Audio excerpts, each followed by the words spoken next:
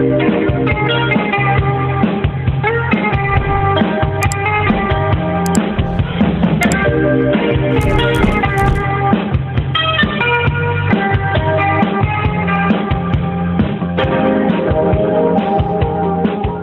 back to the Retro Wave. I am your host, El Tiburon, back here with a very special guest to talk some spooky retro video games. I've got a buddy here from YouTube content creator, musician, Zombie13. What's going on, man? How's it going, man? Thank you for having me on here. Really appreciate it. This is really, really cool. The pleasure is all mine, man. As you know, I'm a big fan of yours, but before I let the people know how I came across your YouTube channel, why don't you let people know, like, kind of who you are and what you do in the music world, the YouTube world? Yeah, definitely. So I started doing YouTube back in like 2006. Just uploaded a couple covers here and there, and then let it go for a bit. And then I really got back into it after I was kind of getting over playing in a live band for many years. So I just started doing uploads of covers and like little guitar videos, and that eventually evolved into doing like wrestling themed covers and a lot of music covers, and then eventually gaming. So now I just do nothing but wrestling music covers, and stream either gaming or random things here and there. But that's what my channel has become, and it's named after me, Zombie13. So it covers a lot of horror, a lot of like metal, wrestling, obviously, and definitely a lot of gaming. So that's what I create content for on YouTube now. Yeah, so I wanted to kind of bring up how I came across your YouTube channel. It was actually during the pandemic. Right. Like it was like 2020. I just came across your YouTube channel. I think you had released like some, like the Hollywood Blondes, like one of my favorite WCW themes. Yeah. You did a Hollywood Blondes theme. I saw your Bret the Hitman Hart cover from WWF cover. I was like, oh. And nice. It's one of those, once you find something on YouTube that you like, you go down that rabbit hole. And I think I watched like 20 of your wrestling nice. covers. And I was Sick. like, this is awesome, man. And I watched you. And then there was another guy that plays the drums. I don't know if you know that guy on YouTube, a drum player too. He does covers? Yeah, he does covers too. But pretty much I went down that rabbit hole watching his stuff, watching your stuff. And I was, right. And I think you have long hair. This is when you had like short hair, I think. Right. Oh yeah, definitely like a couple years ago. Yeah. So I was crazy. And I think during the pandemic, one day out of note, because at that time I don't think you were doing lives. I don't know if you want to correct me if I'm wrong, but no, you're definitely right. It started like a little bit after that. That might have been the first or one of the first lives I ever joined on YouTube. I didn't even know that like a YouTube. I didn't know YouTube Live was a thing. And just one day you were on dressed as Cleopatra because it was Halloween. And you were watching Night of the Living Dead. You were doing a watch along of Night of the Living Dead. You remember that? Oh, I remember 20 minutes of that night.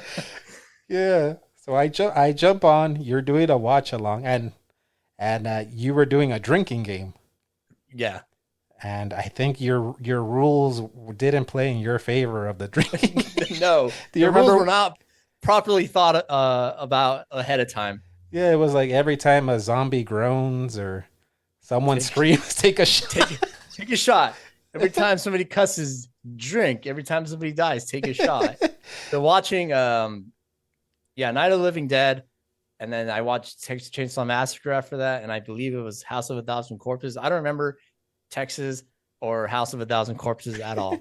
I mean, because during Night of the Living Dead, I just remember literally pounding like maybe 6 White Claws and like whatever Fireball I was drinking. Yeah. And yeah, that was the infamous Halloween stream. Yeah, I remember that. And I at the time, as a pandemic, so we're all locked in.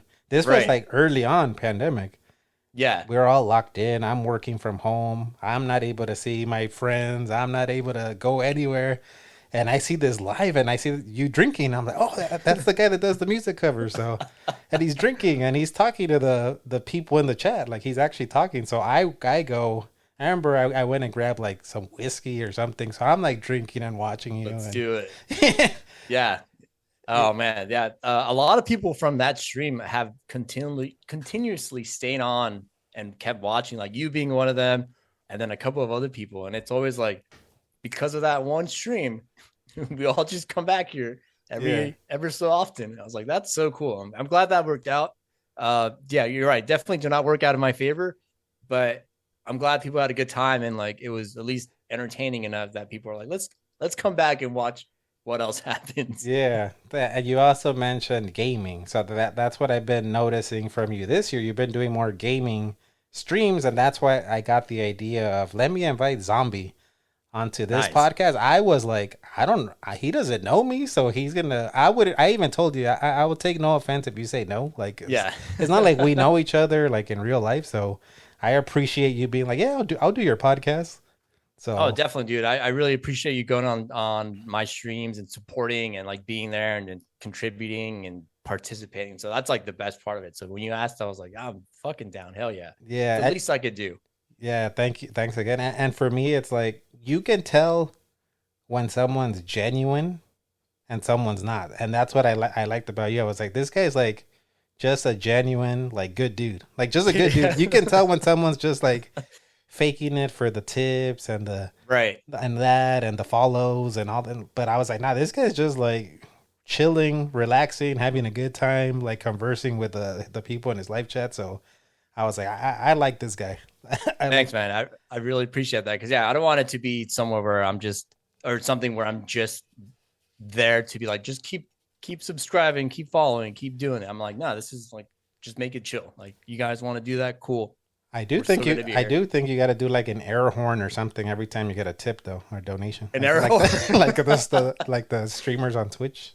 Oh man, like confetti, balloons, and all this shit. Or write their names on your arm, like those bikini Twitch streamers. I thought about having a little board in the back, putting little hearts or something. Yeah. But every time I think about doing, like, every time somebody donates, I'm just gonna take a shot. But then some people will donate like $2 donations. I'm like, fuck, man, that's like 4 shots. Yeah. And I never want to fake it. So I'm like, I would really have to do these shots. Yeah.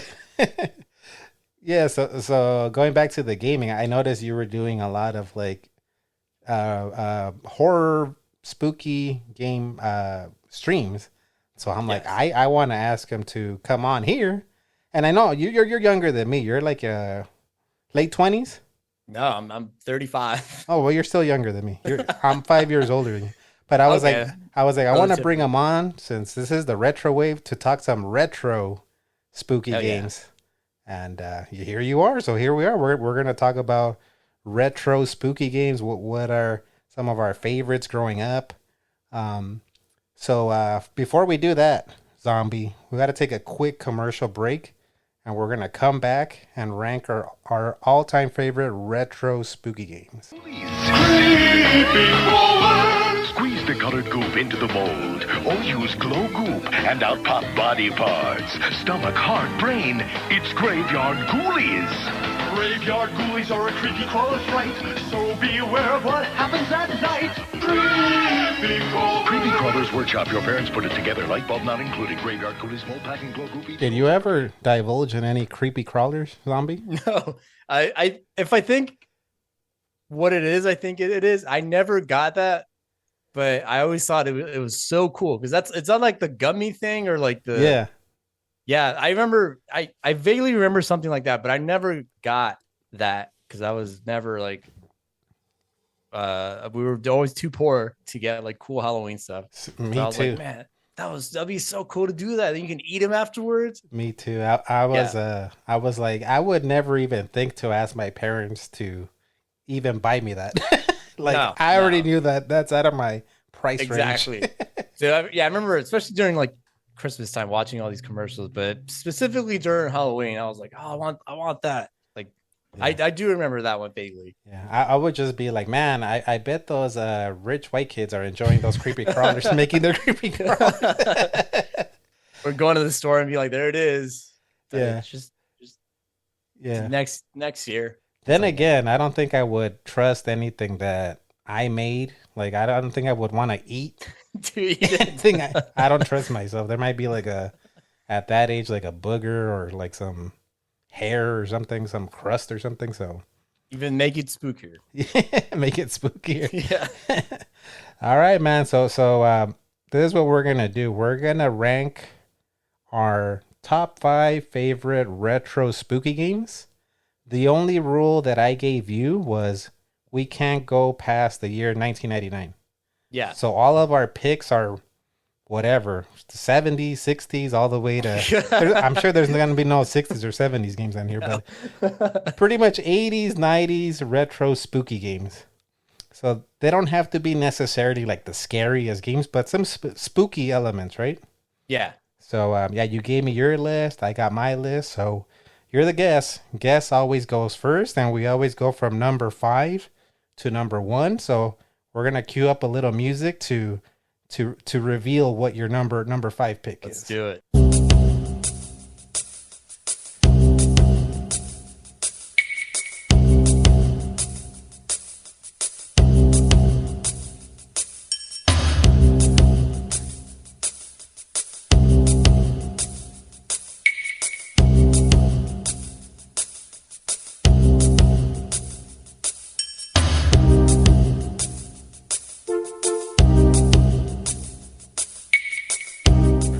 Pretty chill theme for a Doom 2, but at number 5, Zombie, you've got Doom 2 on the PS1 specifically. Tell us about why this is your number 5 pick. So this is one of the very first shooters I remember playing, and I'm gonna say playing with like a quote unquote because this is kind of around the era where I started gaming with like games that were like way scarier than Super Mario and Mario Kart and all this.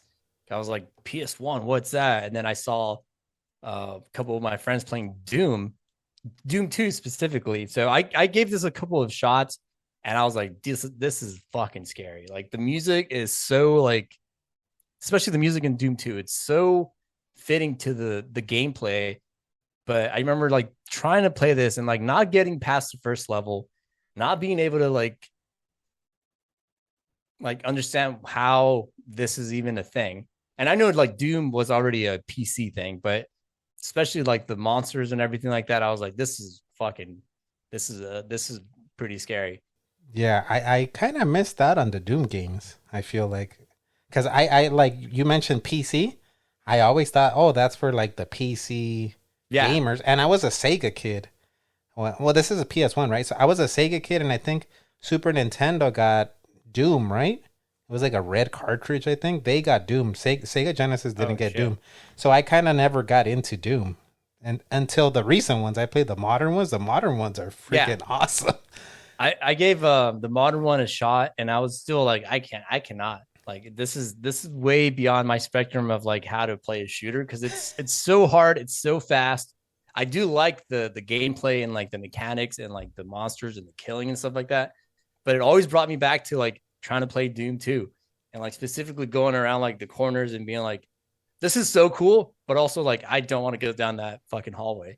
I know something's going to pop up and it's like, so most of the time I watched people play this and I was like, this is so complicated, but it also was like, fuck that. Yeah, this is a retro podcast, but I'm not gonna lie. I've only beaten the modern Doom. So there was like the Doom that came out a few years ago, and then Doom Eternal, which came out a couple years ago too.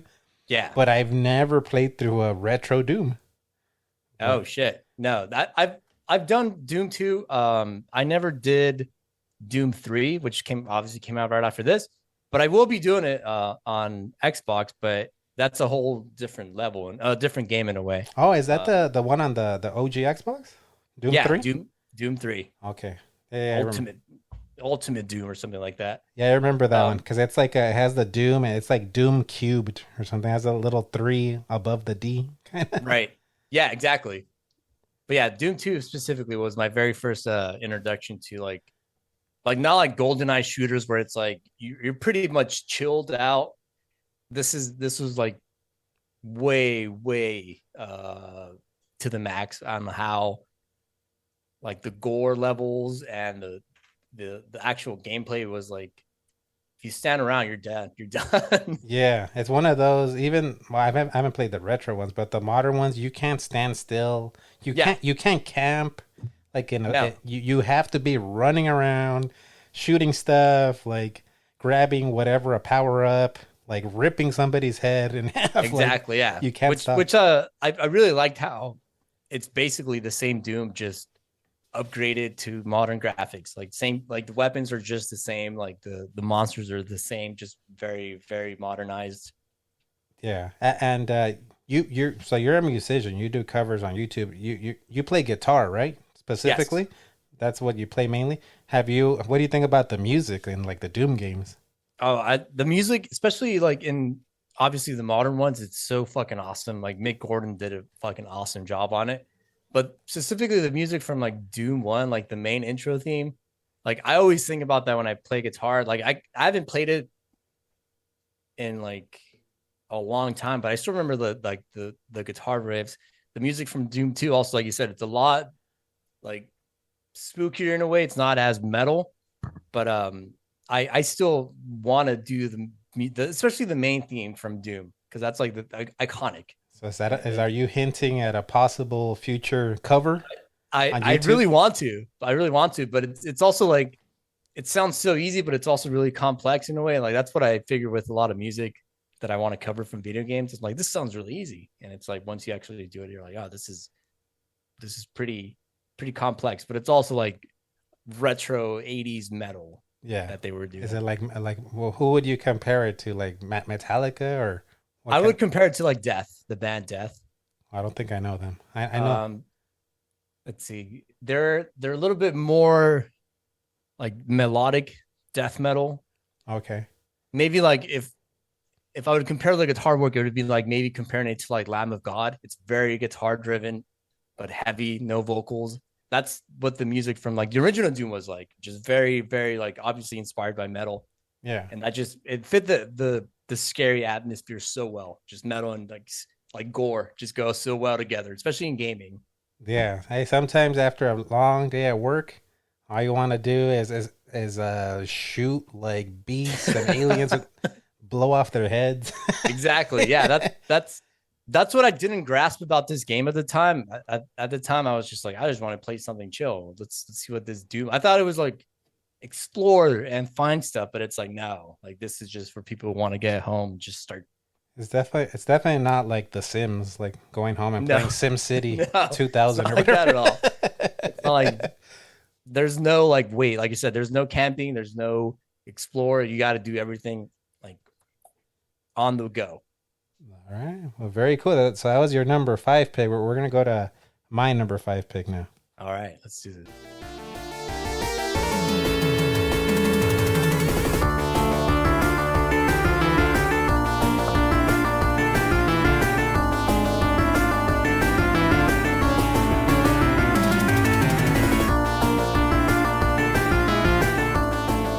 My number 5 pick, I've got on the Sega Genesis, Splatterhouse 2. Man, are you familiar with the Splatterhouse games? This is how we're gonna see the big difference in like gaming age gap. Well, we're 5 years apart. So technically, was your first system like the PlayStation 1? My first system was the Super Nintendo, with my first game being Super Mario World. Oh, okay. All right.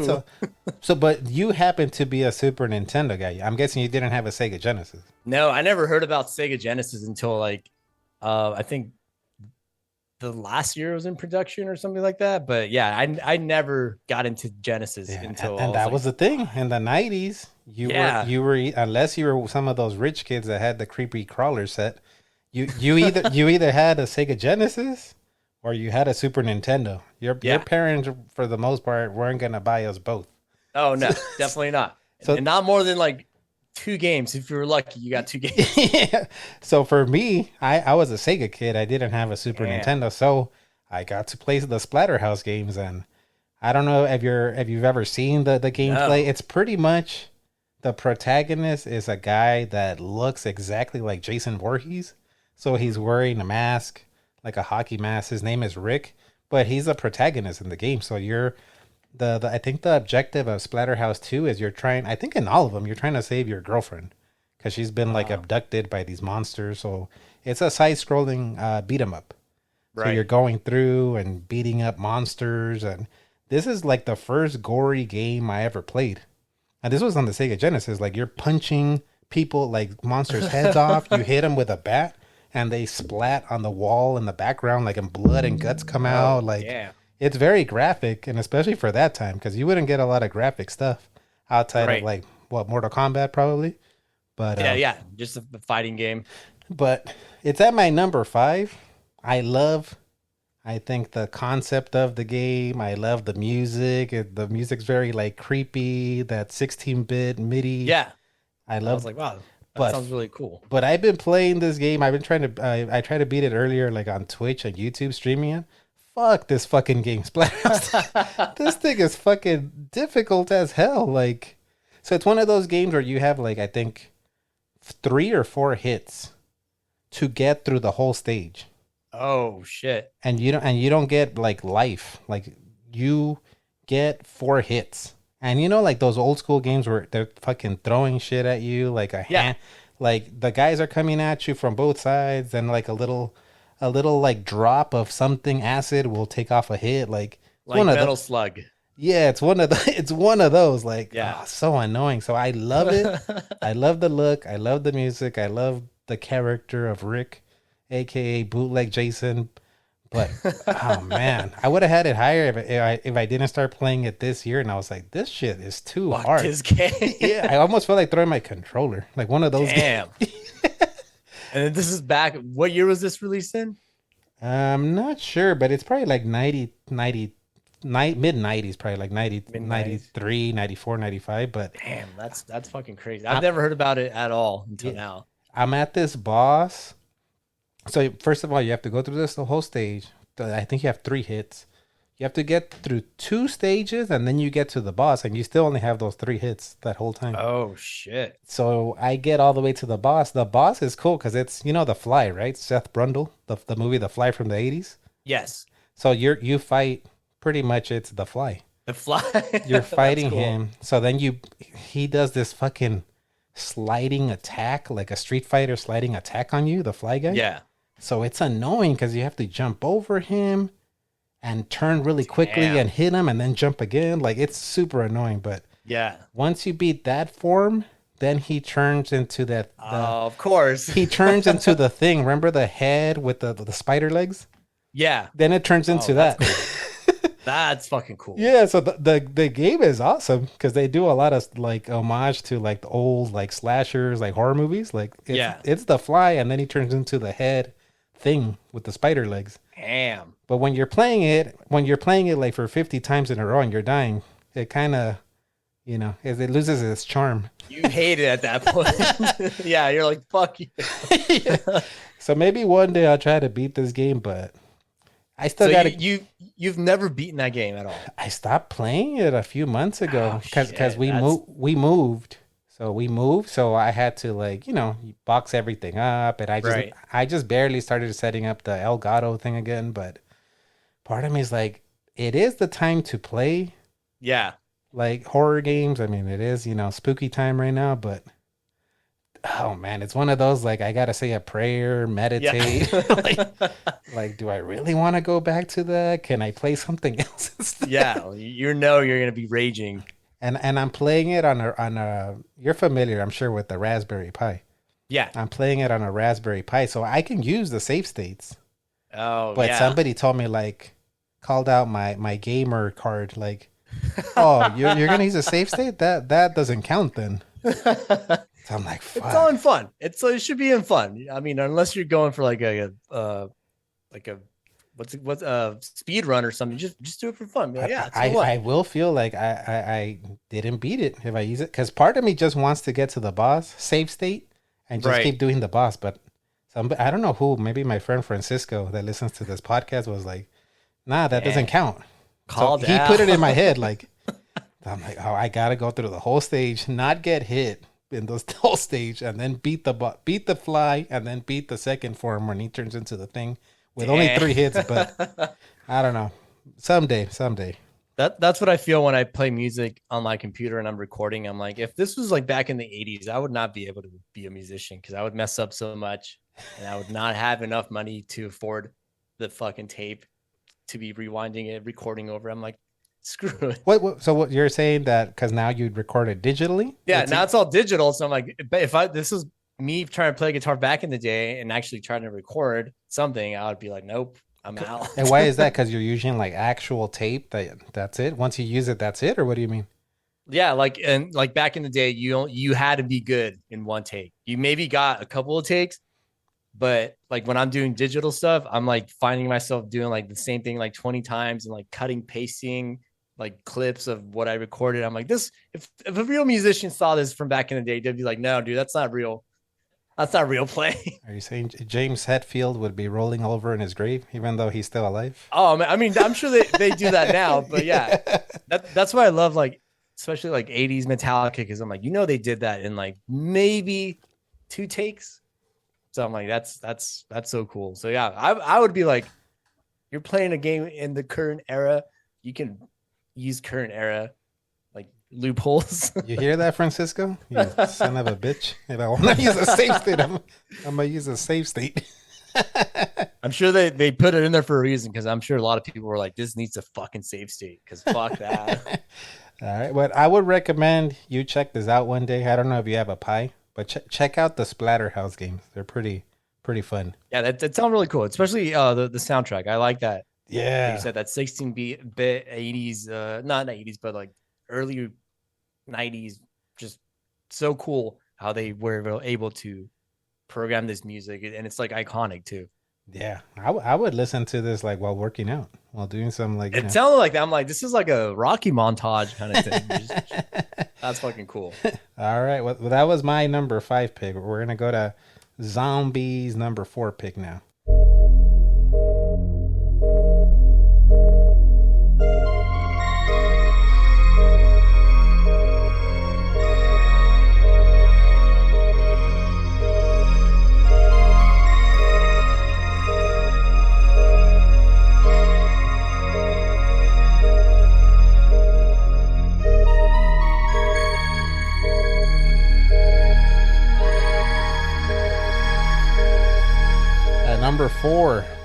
Number four, Zombies got Dino Crisis for the PS1. Man, this sounds like a theme you would hear like in a 80s slasher, like when the credits are rolling in the beginning. And I want to apologize. I said PS1, but this was actually, I had this for the Dreamcast. Oh, okay. Correction. Yeah. Dino Crisis for the Dreamcast. I told you 2 titles that I actually played on Dreamcast, and I said PS1, but they were actually on the Dreamcast, because I was like, wait a minute. It looks like shit on the PS1. What? And I was like, oh, it's on the Dreamcast. Yeah, but this one I never played. Tell us about Dino Crisis. This is right after Resident Evil like blew up, and everyone started doing their own type of Resident Evil game, where it's like fixed camera, tank controls, scour for ammo and health, and it all involved like something spooky. But this one particularly caught my attention because it's about dinosaurs, and it has dinosaurs. And the premise of this game is like this scientist is fucking around, kind of like Jurassic Park. They're fucking around with like DNA and something like that, and they accidentally they make all these dinosaurs and accidentally release them. So you're sent in to investigate what's going on, and then like you just encounter all these types of dinosaurs. And like the first game specifically was super spooky, because it's not like you have to go fight the dinosaurs. It's kind of like Resident Evil, where it's like you have to not get killed by these dinosaurs. You don't necessarily have to fight them or shoot them or waste your ammo on them. You have to find a way to like not let this get out of control. And you're basically you're you run around and then dinosaurs like spook scare you or like jump scare you throughout this whole game, and that's what made it super fucking creepy because the whole premise was just like so fucking cool. I'm like, fucking dinosaurs instead of zombies, like that's so fucking cool. And then the music added like that other element to it where it's like something's gonna build up here, like just like Resident Evil, where it's like the music underlays the setup for what's gonna happen later. It was so well done. Yeah, and something I've said, I think, in another podcast is I think horror video games scare me more than horror movies because it's what you're saying. Like, you're in control of the character, the music. You have to make the decision. Like, am I gonna go around that corner? Yeah, exactly. What the fuck am I gonna see there? And then I gotta battle it, even though okay, it's a video game, but you don't want to die. Like you feel like connected to the character because it's right. And then one thing I liked about this game in particular is that there's no health bar, there's no health indicator, there's nothing that you can see on screen that shows your health. You have to look at how your character's doing. So it's kind of like in the same vein in Resident Evil, where if you get like bitten or whatever, your character starts holding their side and walking slow. But you can press obviously the menu button and you can see their health. In this game, that's all you get. If your character's like walking slow. So you don't even get that, like, because I think Resident Evil had that little like flat, little like the flat line, exactly, heartbeat. Which you can like pause and see. Yeah. But not on this game. And if you're bleeding, like your character will slowly bleed till they die. Like you don't just get to like bleed little by little and keep going. Like you have to like get some health or some sort of like bandage. And also you're on a timer too. Like if you don't heal up, you're gonna bleed out and die. That's so that made it a lot more like strategic. It's like, do I really want to fight this dinosaur even though I can probably kill it right away, or can I just like shoot it and then run out of here? Yeah. The whole premise was very, very for the first game was very well done until like they completely destroyed it for the second game, and then the third game was just like I'm not even. So if you would recommend for someone like me that's never played a Dino Crisis, just play the part 1? I would play part 1. Part 1 was very well done. If you like the Resident Evil games, the controls are fairly similar, and it's a lot more scaled down. So the graphics are like, especially on Dreamcast, they're a lot better than the Resident Evil ones or Resident Evil games at that time.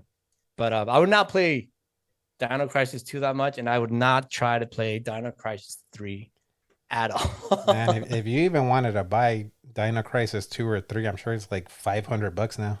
Yeah, also they're fucking expensive, so I would probably just emulate it. But Dino Crisis 1 specifically was a good step away from like the typical like just zombie shoot 'em up. Yeah, and that sounds actually scarier than like the Resident Evil stuff, because in Resident Evil 1 you could like the zombies are slow, so you can like run. This one, like I have a feeling a raptor is a little faster than a zombie.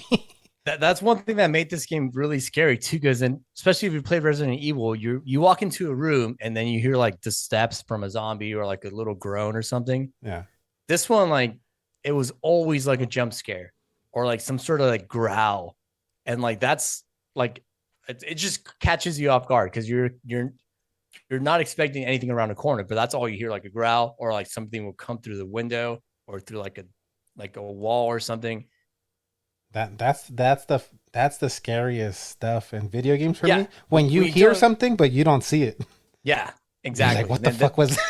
That's what this game did so well. It's like it toned back a lot of like even though there wasn't that much action in it, it toned it back a lot to where it's like when it happens, you're like, oh shit, this is a fucking dinosaur coming at me. And it's not Denver, the last dinosaur. It's like a dinosaur that's trying to kill you. Yeah, exactly. It's not a Barney or some shit. All right. Yeah, I have to check this out one day. I don't know how the emulation is on PlayStation and Dreamcast, but I'm sure. I think I've seen that these games, like you said, they're expensive. So yeah, especially on Dreamcast. I would try to find a Dreamcast if you can, but also I just emulate it. try to emulate. Yeah. Yeah. All right. Well, that was your number 4 pick. I'm going to go to my number 4 pick now. All right.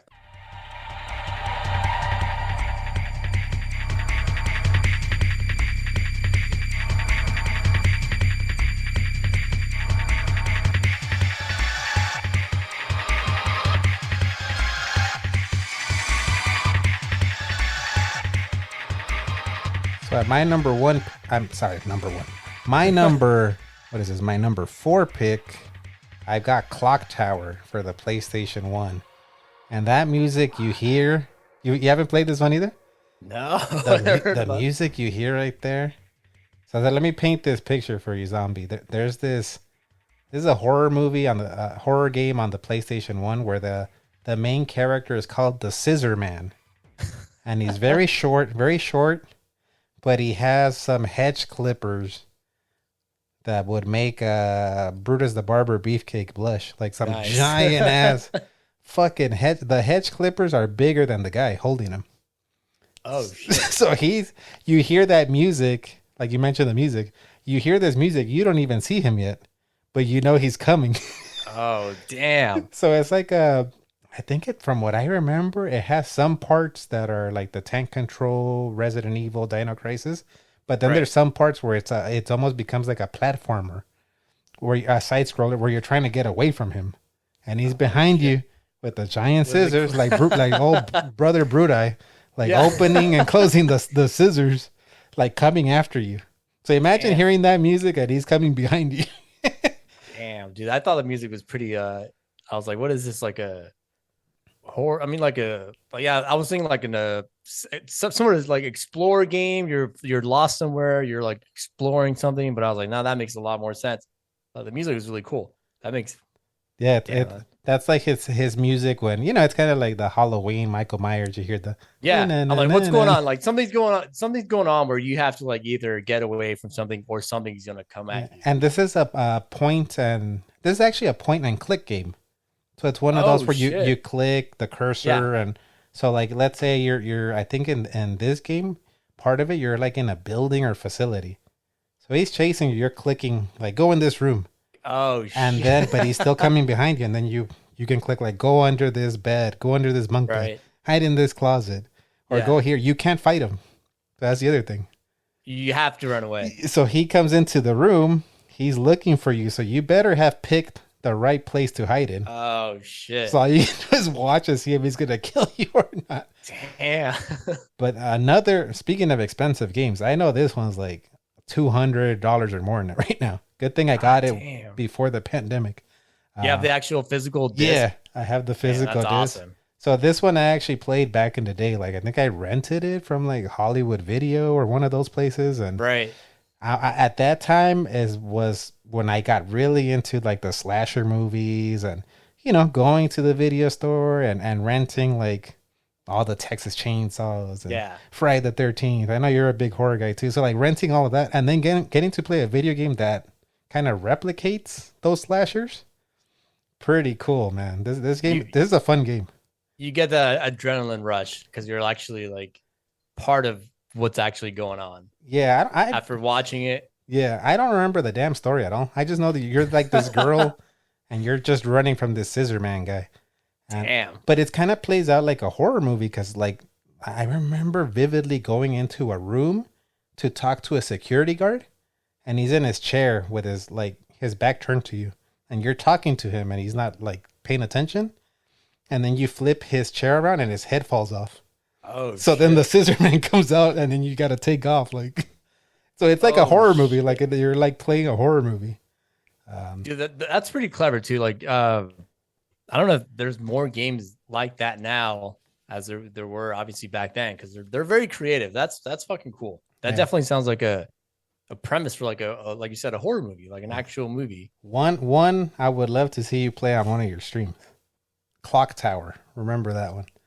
It's a fun one, and it's gonna scare you. It's gonna scare. And I think the original one was on the Super Nintendo, but I think it was only for like the what do they call it? The Super Famicom, the Japanese one. Yeah. I don't know if they ever had it for the actual Super Nintendo, but I've seen people play the Super Famicom version. Oh, interesting. And then there's like a part 2, part 3, but those are like, don't even bother unless you got money, like a lot of money trying to buy those. Those are like $300, $400, $500.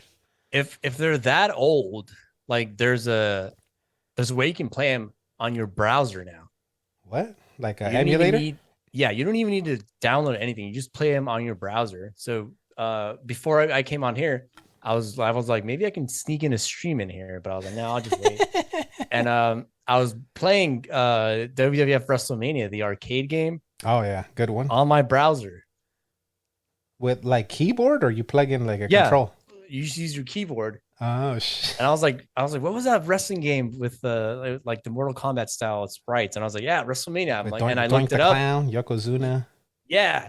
So I looked it up, and there's a whole site where you can play like vintage arcade games. I haven't tried any out of the console games, but you can just play them on your browser. So I'm gonna look to see if I can maybe find at least Splatterhouse on that site. I want to see you play Clock Tower one day. It's Oh yeah, I'm writing them down. I've never heard of Clock Tower, but if I can get my hands on it without being relatively expensive. It's pretty much like a Dino Crisis, Resident Evil, but point and click. Yeah. Point and click style. That's awesome. Pretty fun one. All right, so that was my number 4. We're going to go to Zombies number 3 pick now. Yeah.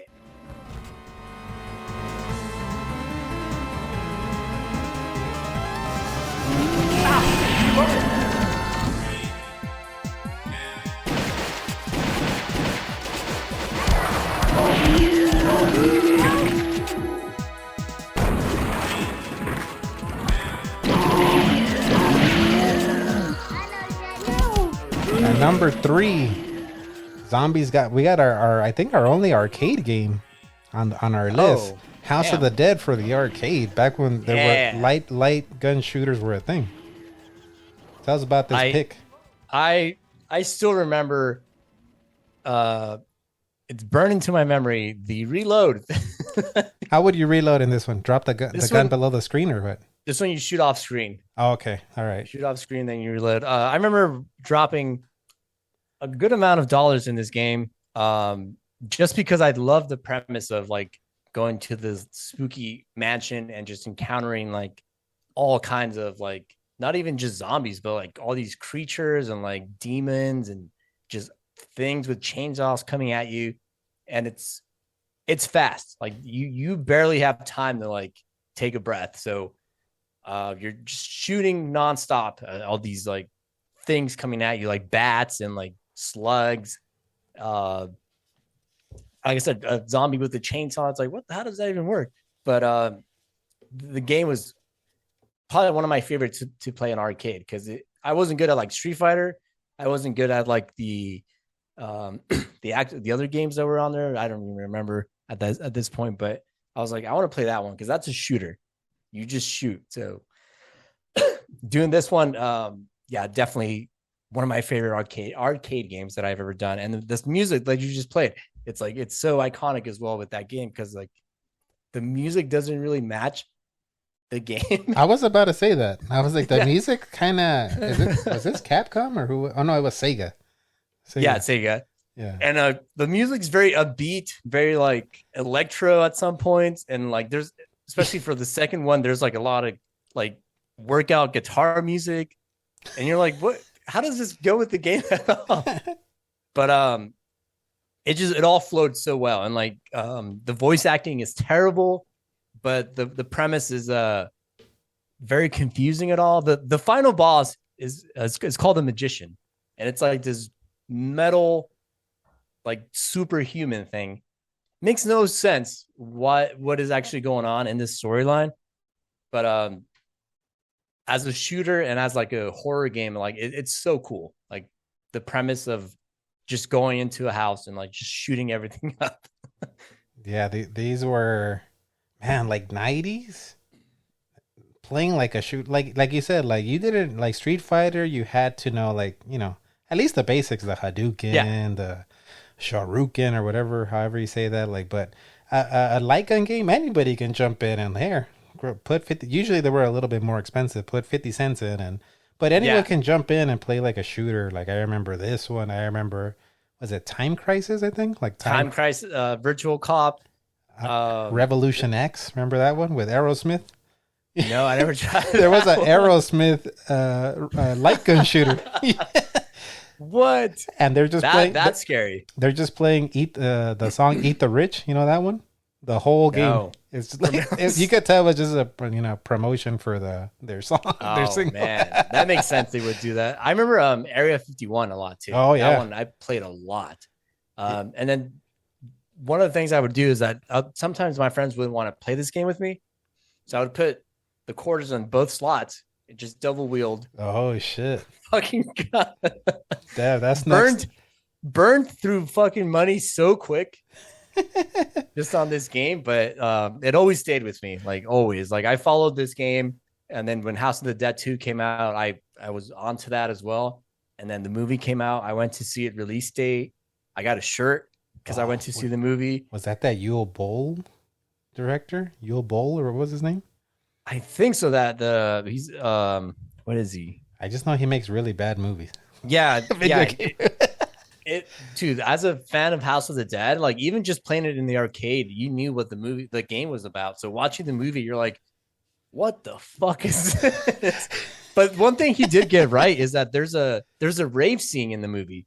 I'm like, okay, that makes sense because the music in the game is very, very EDM style, very ravey, very fast, upbeat music. Doesn't really get spooky until the later games, but don't they show like parts of the arcade during the movie? Am I remembering that? Yeah. Yeah, they use actual scenes from the game or gameplay footage as transition scenes in the movie. Yeah. Makes no sense at all.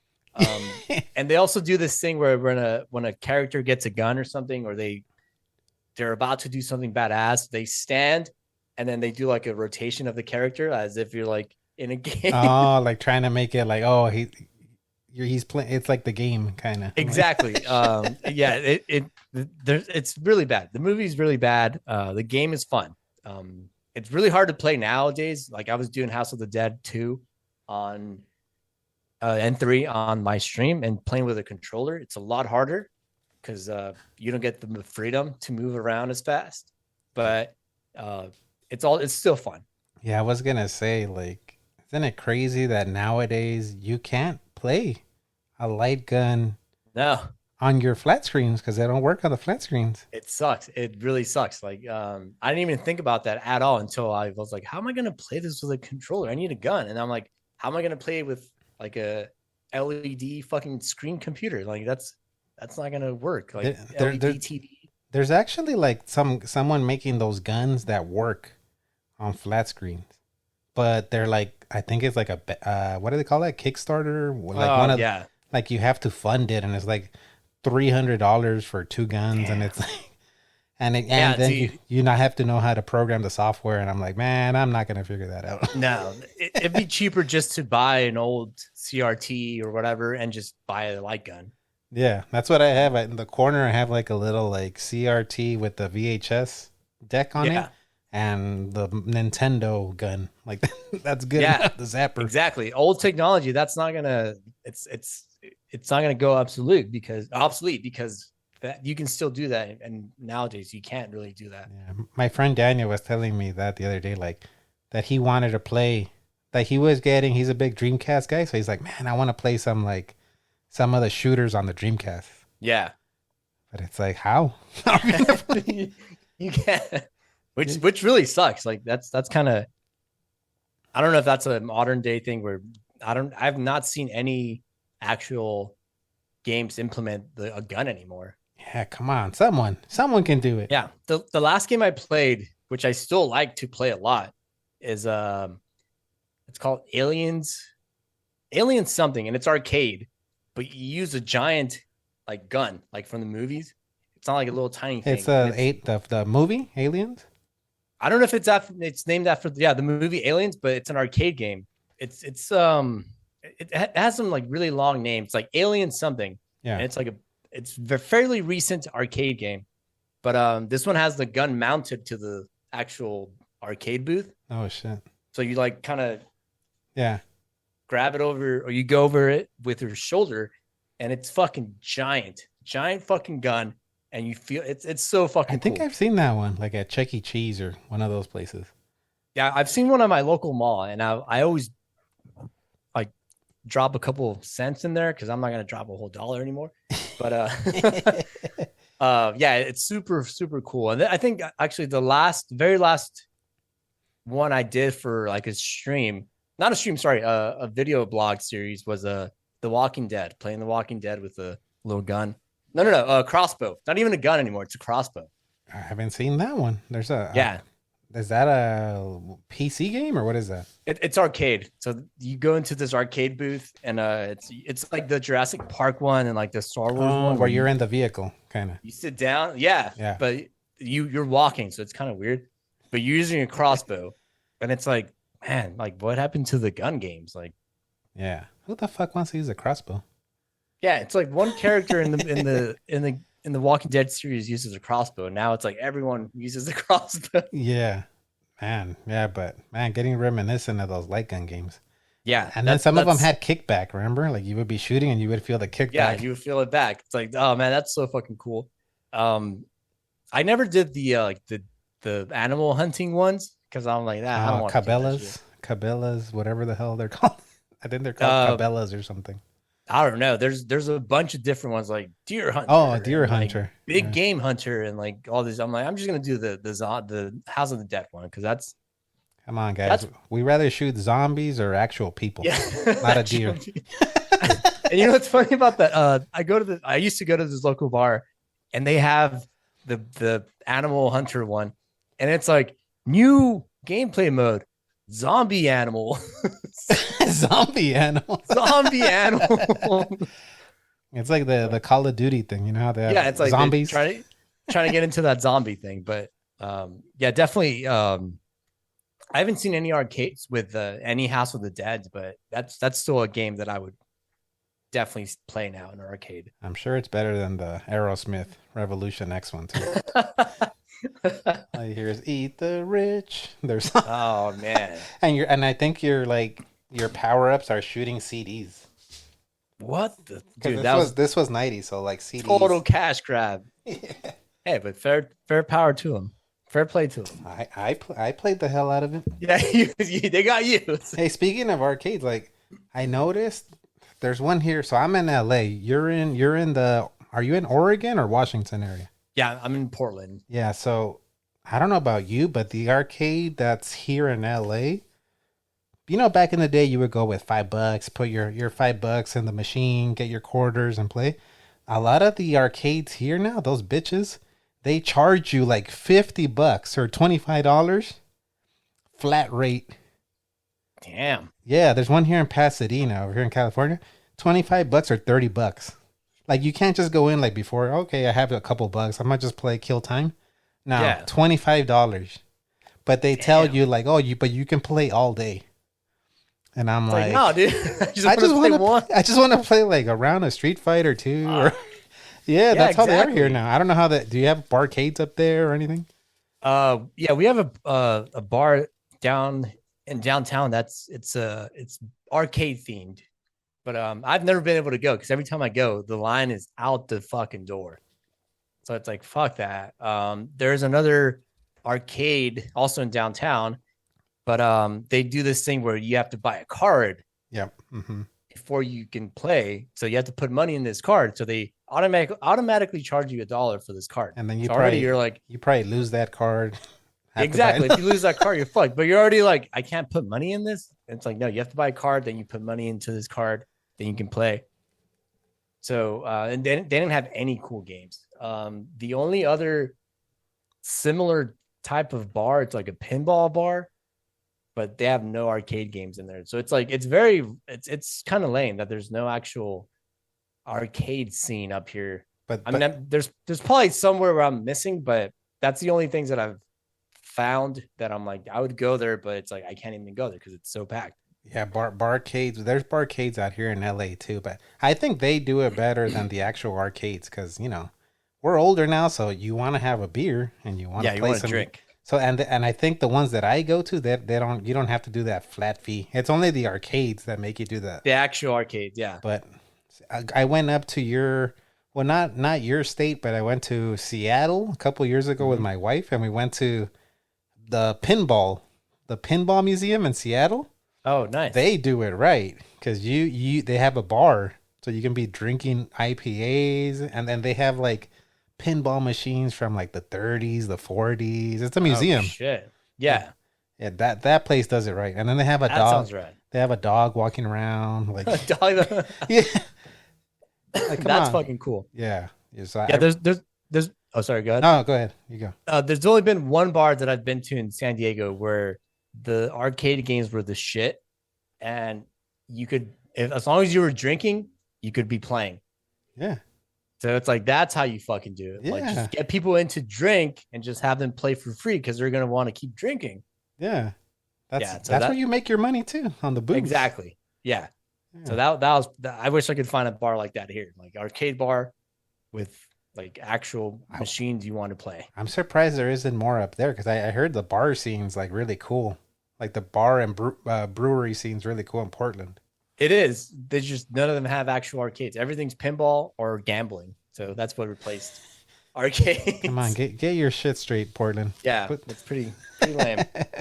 All right, man. Well, that was. I think you brought us into a rabbit hole because we started talking about arcades and getting. Man, it's just arcades, man. Come on, reminiscing about that. Exactly. All right, what that was you had House of the Dead, the arcade game, on your number 3 spot. I'm gonna go to my number 3 now.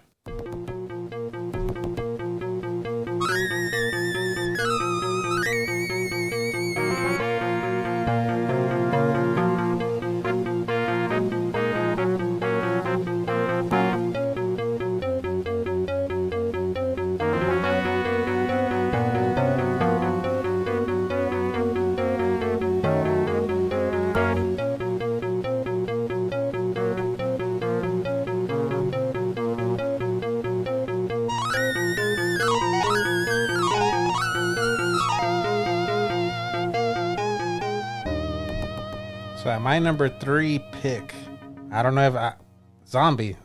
Your name is in the title of this game. Tell me you've played Zombies Ate My Neighbors. Oh, that's what this is.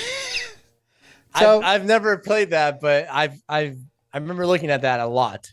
man, so yeah, my number 3 is for the Sega Genesis, of course. I was a Sega kid, so Zombies Ate My Neighbors. I don't know about you, but I'm big into co-op games. Like back in the day, I tell my nephew, back in the day when you wanted to play a co-op game, you would go to your damn friend's house, or he would come over to your house. Exactly, that's how you co-op. So this was a couch co-op game. There was a boy character, a girl character, and you had an array of weapons. You had like water pistols, popsicle sticks, like clown decoys, rocket launchers. You had everything, man. You're going through the stage trying to rescue civilians before they get eaten by the zombies. But every stage is different. So the first stage is like a maze, a hedge maze, and you're battling zombies. And then there's guys with Jason masks with chainsaws chasing you. Oh shit! And every stage is different. Some stages have like werewolves. Some have like fungus creatures. One of them has a giant baby, like Honey, I Blew Up the Kid, like a baby. Yeah. Like you have to battle him. And man, I love this game. I've never, so far to this point on my list, I haven't beaten any of these games because they're fucking hard, man. They're hard. What? Yeah. I forgot to mention before when we were talking about House of the Dead, how saving is not actually considered gaming, right? Yeah. But I remember turning down the difficulty on House of the Dead 2 because I couldn't beat it. Yeah. I mean, we're talking retro. So, like retro, for the most part, some of the games were only like a couple hours long. So that the way they would like get the replayability is it would make them fucking hard as shit. Yeah. Oh, yeah. Because, like, what was the point of playing a game for an hour, 2 hours, and then you're done? Like, Yep, I beat it. That's it. Like, why did I buy this game? You right? That's also one thing I miss about retro games is that when you would actually beat it, it's like you would get something or you would get like a score and you would get one ending out of the many endings. Yeah. At least for some games. Yeah. Yeah. So for this one, I think I've only ever gotten a few stages in because this shit is fucking hard as hell. Like I said, you have an array of weapons, so Yeah. not until I think this year. I don't know if you're familiar with the Angry Video Game Nerd. Yes. So he has his buddy Mike Matei. So he talked about this game, and he talked about it in depth and gave you the strategy of this game. And I was like, no wonder I never beat this game. This shit is like, come on now. Like, how would I figure that out? Like, okay, so there's popsicles in the game, and the popsicles can only be used on these characters, on like fungus. How was I supposed to know that? If you fight a mummy, you gotta use this like a cross. Like, I'm like, so when you're going through the game, you just pick up whatever and you're shooting stuff. But no wonder some of the guys you couldn't kill because you were probably using the wrong weapon. So yeah, you would have never guessed it unless you played it like nonstop. yeah, but to this, I recently pre-ordered the PS4 edition. So they came out with it, the physical edition. I have the like the collector's edition. It comes with a bunch of stuff. I don't know how much I paid for it. I don't even know why I bought it. I should have just got the game, but I got it just because I love that theme that you heard. It's like chicken soup for my soul. I think I just love that little thing. That little. You know, when I first heard it, I was like, "Is this the Batman theme?" But I was like, "No, that sounds cool." Like the 16-bit, 32-bit music. It's always so melodic. Like that's what I love about it. Yeah, I think it was trying to like harken back to like the old zombie movies. Yeah, but like 16-bit style. But definitely very, very like orchestral feel to it in a way, like very dramatic. Yeah. So for this one, I only like playing the co-op mostly. Like this is a co-op game. It's fun because you're going around saving the civilians, and the point of the game is you have to save a certain amount of civilians per stage to go on to the next stage. So if you let the civilians die, then you don't progress. Or I don't know exactly how it works, but it gets harder as you go. But it's just a fun one. Even if you just play like 30 minutes and you only get to stage 4, which was all I got to pretty much, but still, that's pretty good. A fun game. Maybe next time I'll like write down like everything Mike Matei said. Like, okay, use the popsicle sticks on the fungus, and it's a little too complicated, but man, it's a fun one. I would recommend this one too. Zombies Ate My Neighbors. I'm gonna check it out to see if it's on actual like Xbox consoles or if I have it to where I can play it on a browser. There you go. See if it's there. Hey kids out there, we're not saying that you need to go play on a browser. That's at your own risk. Yes, do it on your own risk. If the FBI comes knocking on your door, don't tell them that Zombie 13 told you to. Definitely not me. Not advocating doing that. Just saying if you could, theoretically. Yeah. All right. Well, that was my number 3 pick. We're gonna go Zombie to your number 2 favorite retro spooky game now. Awesome.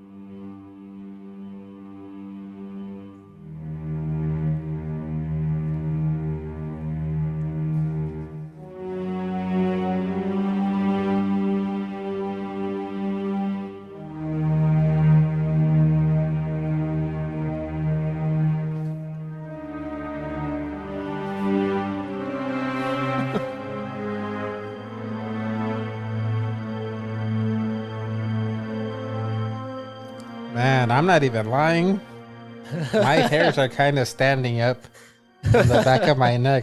This music's very unsettling. So at number 2, Zombie 13's got Resident Evil 1 for the PS1.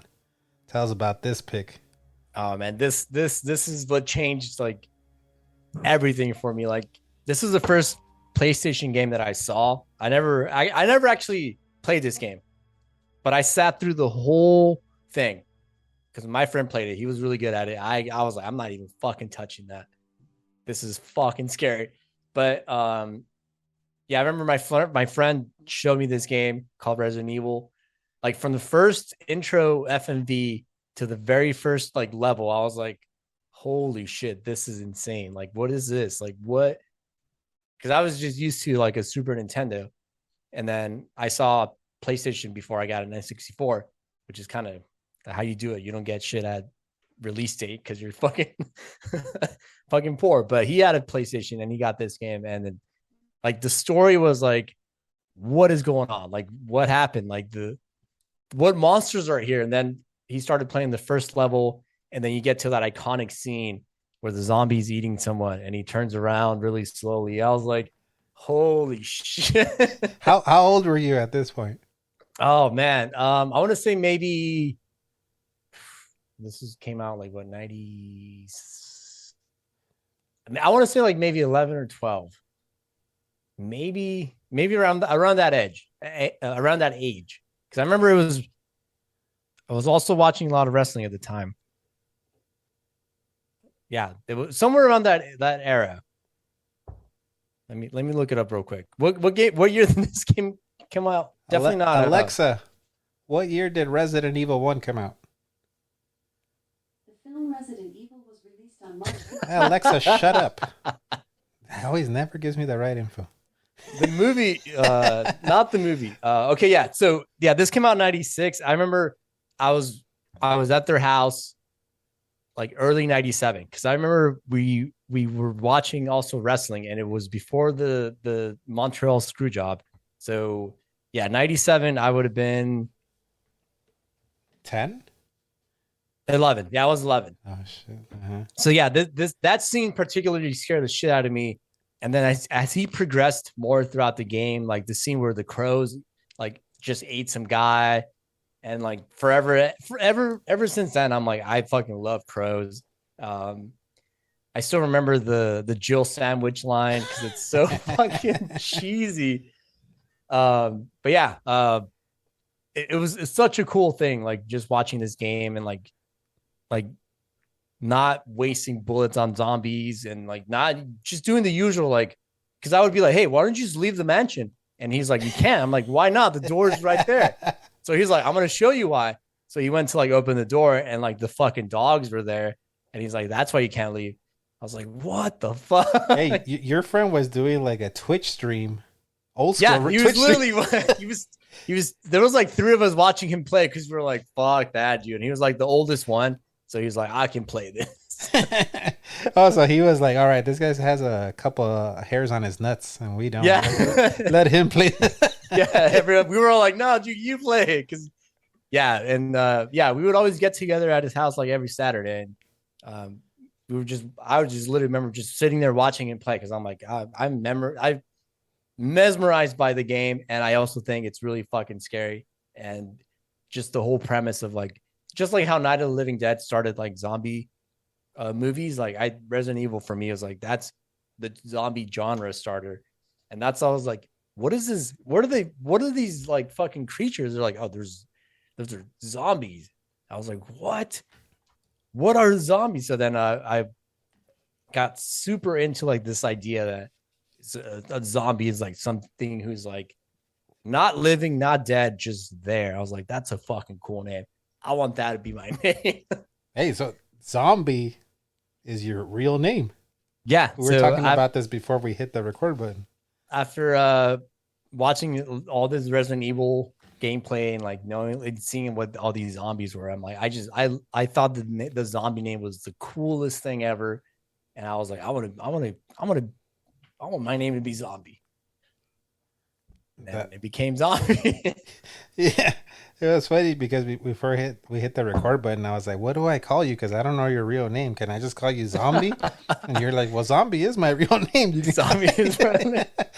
Inspired by 1,000% by Resident Evil. And yeah, I fucking one of my favorite games that I still to this day, I've never played Resident Evil 1. Like You've never played it?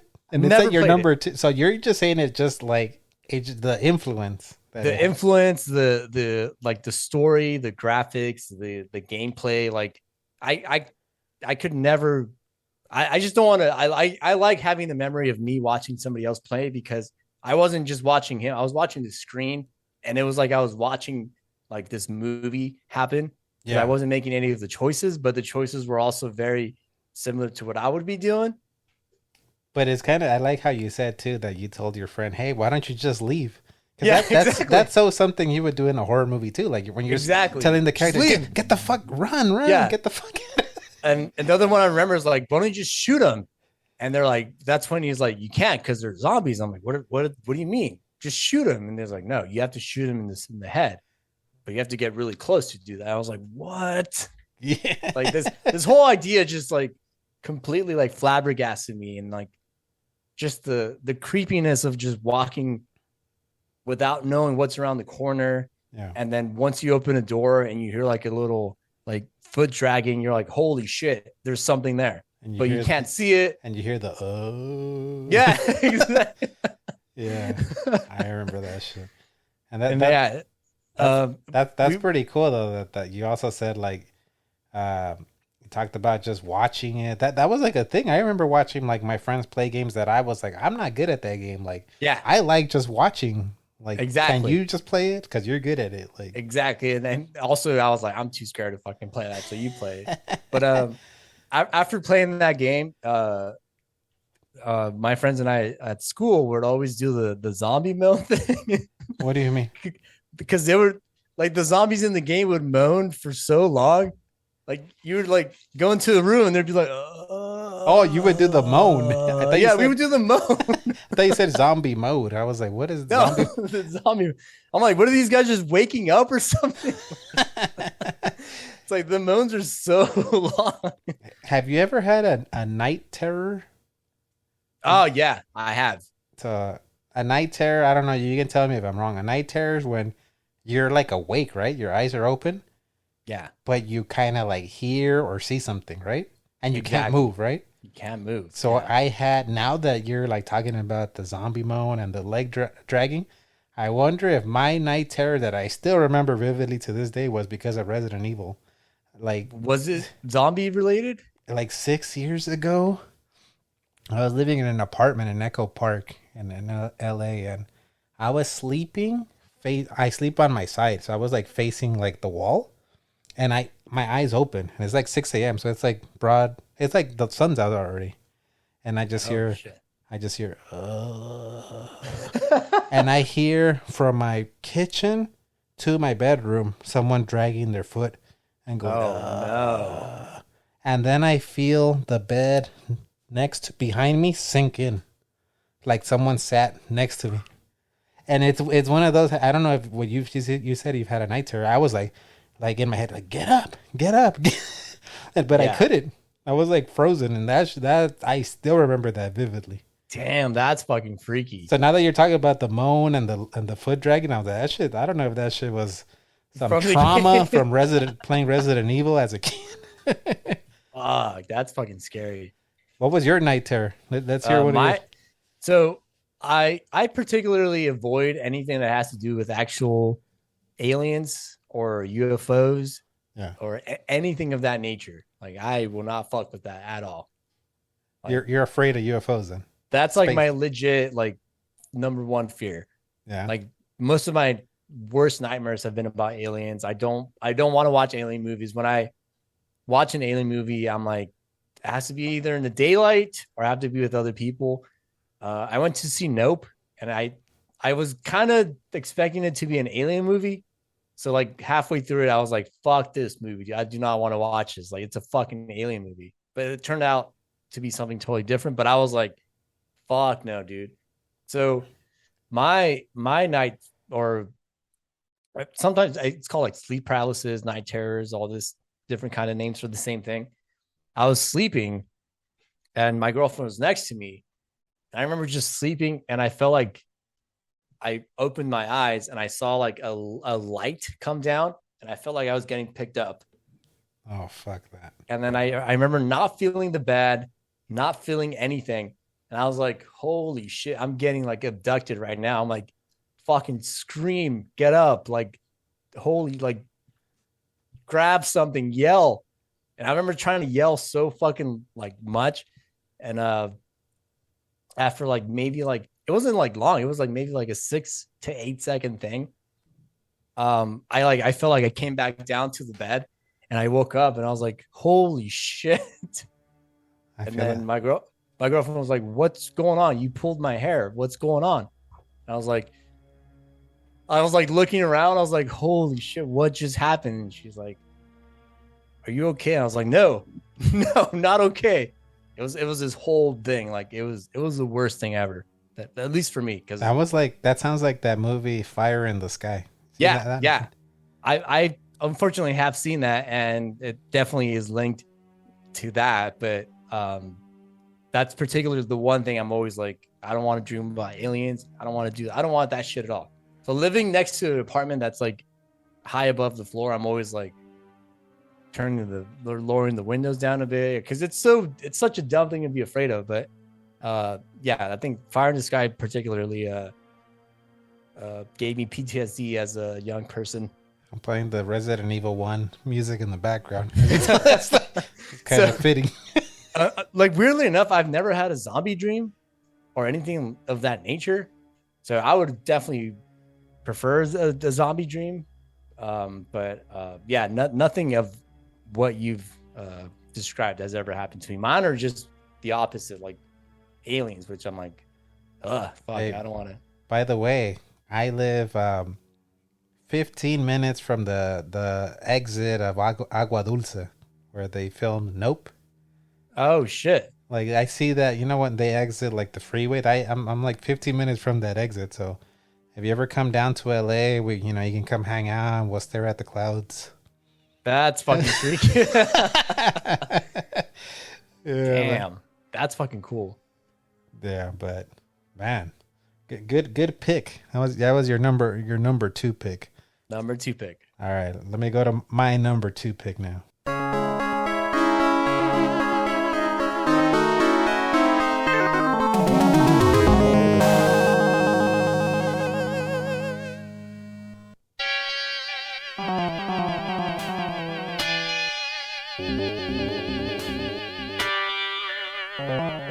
And my number 2 favorite retro spooky game, Splatterhouse, back on the list. Oh shit! Splatterhouse 3.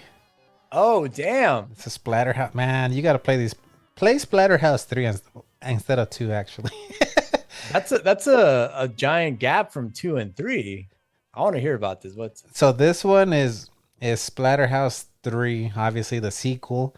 This one is more of like a Streets of Rage. Oh, like Streets of Rage 2, where it's more like beat 'em up, more fun. The character Rick, which is the Jason Voorhees ripoff, you can pick up orbs, kind of like Altered Beast style, and he hulks up. Like he gets like super big, like Jack, like freaking Scott Steiner, and like late 90s WCW. You get super jacked, and then for like, I think you have like a little power meter. For like 10 seconds, you can just demolish like all the people on the screen, like rip their heads off. Not like, damn, you can go crazy on them. So this one, I will just pick it just because I haven't played it in a while, so it hasn't annoyed me like Splatterhouse. So it has the luxury of me not playing it recently, so it can annoy me. But a thing that is annoying about this game is that you have to follow a certain path, or else you don't beat the game. You don't beat the game properly. So you're in a house, like a haunted house, and you're going through rooms, and you can go in like left, right, up, down. You have to go in specific directions in order to get through the game, save your girlfriend, and beat the game properly. Otherwise, you don't beat it. And another Mike Matei did like a video on YouTube, Angry Video Games Friend, and talked about like, oh, there's a map, and you have to like look it online, and it'll tell you, okay, in this room go right, in this room use that door, and if you want to properly beat the game. But that, to me, I've never beaten this game so far. I haven't beaten any of my games on my list, but it's because of annoying shit like this. Like how, like, back in the day, you would actually like draw maps or write the passcodes and stuff. I always hear about people. I'm not a Metroid guy, but I always hear about people drawing the map to like Metroid. Yeah. Or drawing the map to Zelda or whatever. But for this one, you would literally have to draw like a map for it. But, that makes sense. It's like, how else would you know? But that's fucking crazy that there's a certain way you can only beat the game. Yeah, it's kind of like, back in the day, I brought this up in the past. It's kind of like I played a lot of Mortal Kombat, and when Yeah. you would find out the fatality, or you had that one friend that it's like, oh, on this college roll paper, I have all the fatalities. Yeah. And you wanted to be that kid's friend, like, oh, really? Like, can I copy the Let me fatality? see. Can I copy that list? I'll buy you a WWF ice cream bar. Like, Yeah. Fuck yeah. That's a reason why I remember Sub-Zero's little ice thing. yeah. It's like down or back, down, punch. It's like really? for every game, it's the same combo. Like down, back, punch. Yeah. But, back in the day, like, we didn't have a Google. Yeah. Somebody told me that. I was like, really? And I did it. I was like, oh shit. Yeah, it was word of mouth. Like, okay, Yeah. like, oh, this is how you do. I still remember ratings. I think it was like forward, back, punch or something, or vice versa. But that especially with games like this, where if somebody else you knew had already done something that you hadn't, you're like, what'd you do? And it's like, yeah, that's fucking cool. But this one kind of like upped the graphics, and like I said, it made it more fun because you could like really like go off on the characters, and like I said, graphic, like you're punching guys and their jaw will fall off, and you're still punching them. One of the first bosses is literally like a schlong. hold on, I got a button for that. He's a schlong. but with teeth. Oh shit. So he's like a bipedal on 2 feet, no arms, a penis looking, phallic looking thing with teeth. Yeah. And you're just fighting him and punching. just beating him like this penis character. And then I think you beat him enough where half of him falls off, and then you're still fighting. Oh shit. It's really, really disturbing. But I like the music too. Like music seems it got a little bit more progressive, because I legit thought you were gonna say Castlevania, because I'm like, is this Castlevania music? I was about to say that it sounds like Castlevania, but for the Sega Genesis. Yeah, that's fucking cool. Yeah, so this is another one I would recommend to you if you're gonna play through a Splatterhouse game. Either play the arcade game. There's an arcade game. I think it was for what was that system? TurboGrafx 16, or the arcade. It's also on the Switch on one of those Namco collections. It's a Namco game. Oh, gotcha. Oh, you know what? I'm gonna look to see if because I have some Namco collections on my Xbox. I'm gonna see if that's on there. Yeah, that'd be sick. So either play the arcade one, because the arcade one is actually beatable. I've beaten that game. That's the only Splatterhouse I've beaten, is that. Actually, that one, and there's one for the NES called Wangapu, some graffiti. It has like some weird name, like Japanese name, but it's a 8-bit Splatterhouse game. That one's fun too. Interesting. Yeah, that sounds fucking cool. I'm gonna definitely give that a shot, especially if it is not as hard as the other ones. Yeah, now that I think of it, the ones on my list I haven't beaten. The two Splatterhouse games that aren't on my list I've beaten. I beat the arcade one and I beat the NES one, because they're a little bit more forgiving. These are harder, but I think it's the nostalgia, right? Sometimes it's just the nostalgia. Yeah. It's just the bias. Like, I remember playing this game. This was before the Resident Evil game, so to me this was like scary. Like, yeah. Looking at it now, it's like, come on, this is really gonna scare you now. But back in the day, this was like, oh shit, look, this is scary. Like, this, especially looking at it for the first time, you're like, yeah. Especially I was on the Sega playing like Sonic the Hedgehog. Like, okay, Dr. Robotnik's not that scary. Or no, from that to this, I would imagine it. Yeah, that's what exactly. From going from like, I only played Mario games on the Super Nintendo, so going from that to here's Resident Evil. Did it feel like to you? I know it did for me, because I was like a teenager, like going into like my teens. Like, this is like, I'm growing up now. Like, I don't want to play the little Mario games. Like, now I gotta play like the more adult. I'm like, no way. No way. Oh, you were the opposite.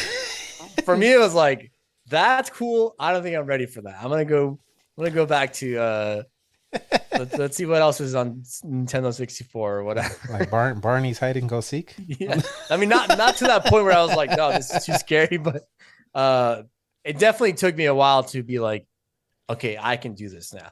Yeah. Very cool though. All right, well, Zombie, we're gonna go to your number one now. Your favorite retro spooky game. Let's check out what he had as number one.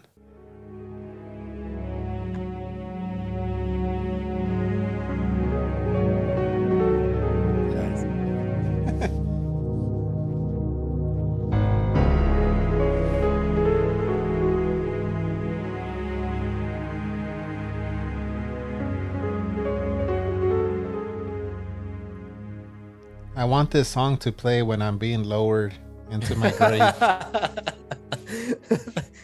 I love that song so much. It's so nostalgic. And this is just the save music. This is just the save music. And by the way, Zombies got Resident Evil 2, PS1, right? Not 64, PS1. I'm gonna leave it as I'm gonna leave it as PS1. I personally played this on Dreamcast. This was on Dreamcast.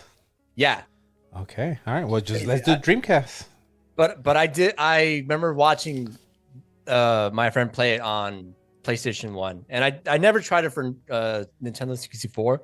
But this is, like you said earlier, this is when I was like, all right, I think I'm a big boy now. I can play Resident Evil 2. So you played this one. This one you played. This one I have played. I remember watching my friend play the whole thing on PlayStation, like from the beginning to the end, like the whole thing. But I still didn't play it. And then when I got a Dreamcast in like 2001, that's how long it took me to be like, yeah, let's do this. I got Resident Evil 2 for Dreamcast, and I was like, all right, I can do this. And I did a couple of levels.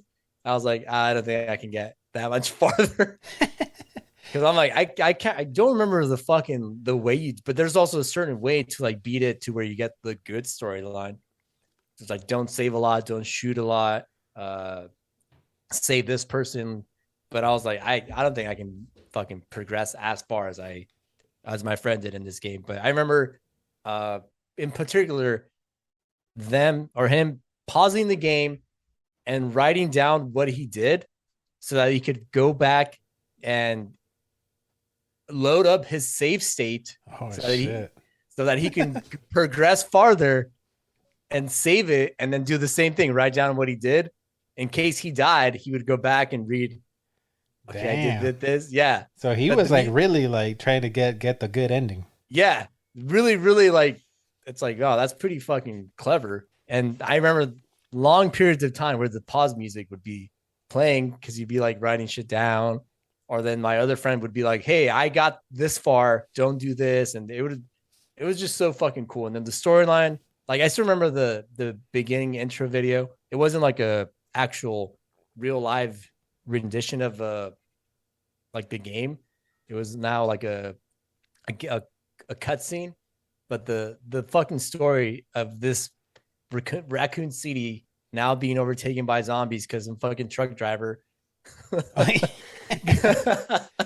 yeah, got bitten by a zombie, and then he went to the gas, or he crashed, and this whole thing happened. It's like, oh, it's so fucking clever. And also the voice acting in this game is terrible, but it's one of the first times I remember particularly where zombies were quiet until they're on screen. Because there's a scene where Leon is driving the police car, and he's like, they're talking about what happened, and then a zombie pops up, and he's super fucking loud in the back seat. Fuck. It's like, were you just like quietly like laying down back there? But I still remember that because that's when the game actually kicks off, because they crash into a pole and the zombie goes flying out the window. So you said you didn't get far, so you haven't beaten this game? No, this one I have not beaten. I think I got into the police station, and I think I was about to like run. What is this? Mr. X? Run into? No, not Mr. X yet. The first encounter you get with I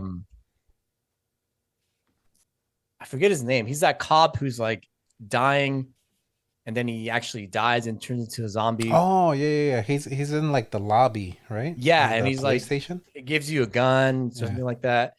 But yeah, I didn't get farther than that. But yeah, I remember when Mr. X comes in, and it's like fucking scary as fuck. And this was that like guy. in the PS1 version, like not even like I saw him in the remake, and he looks a lot fucking scarier. Fuck, man.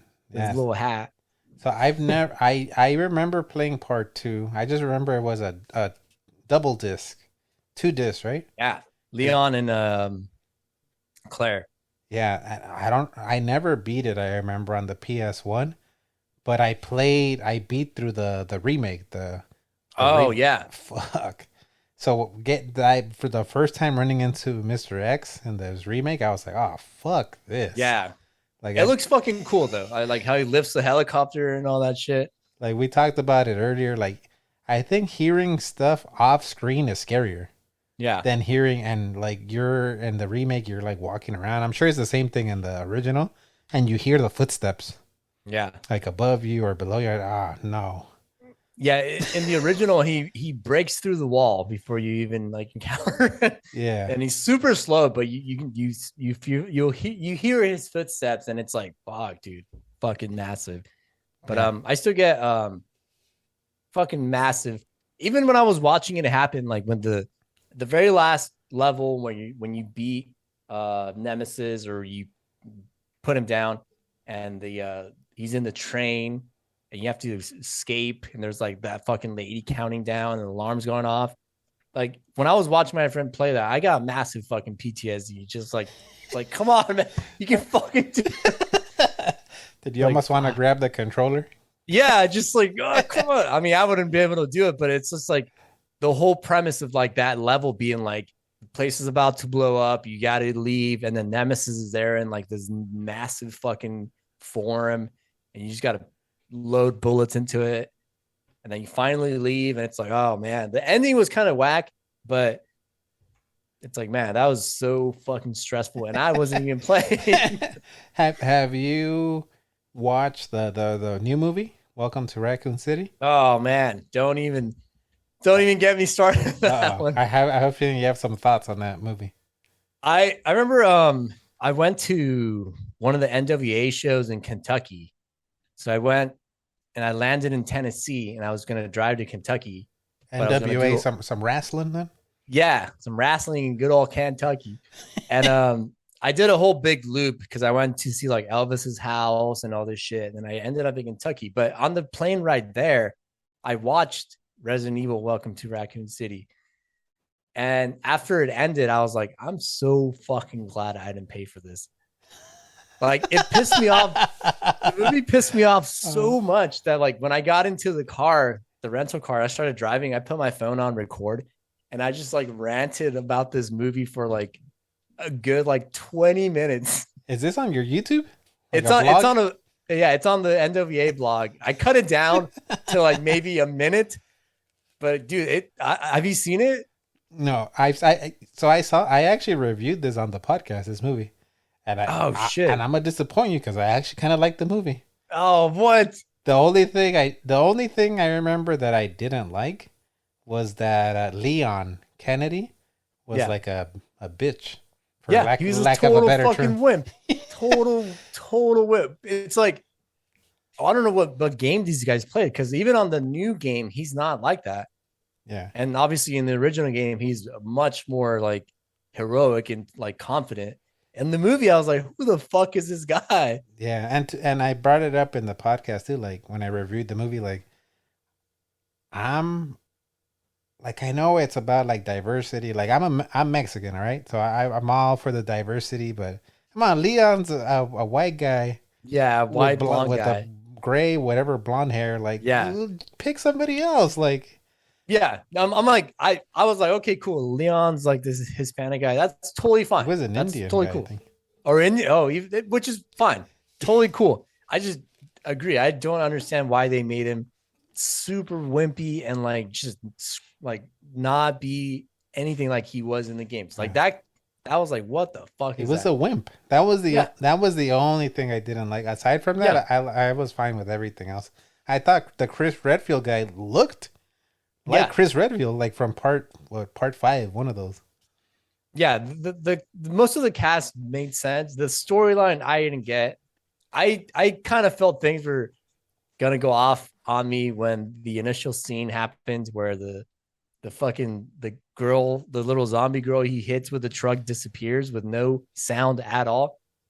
I was like, it's just little things that fucking, I was like, you would have to hear the fucking steps. But anyway. Hey, but they used the trucker from part 2. Yeah, they did. And he was eating a hamburger this time. Just like, it's fine. That's fine. Just a little creative. No, the thing that pissed me off the most was when I believe they're in, I don't remember what building they're in, and there's no lights at all. And then one guy's trying to light a lighter. And every time he turns the lighter on, a zombie makes a fucking sound. Yeah. And I was like, what? No. And then he keeps going and he turns on the lighter and the zombie's behind him and he's super fucking loud. I'm like, are you telling me this motherfucker knows when he's going to flick the lighter to make sound? Is that when he's like under the table or something? Like, yeah.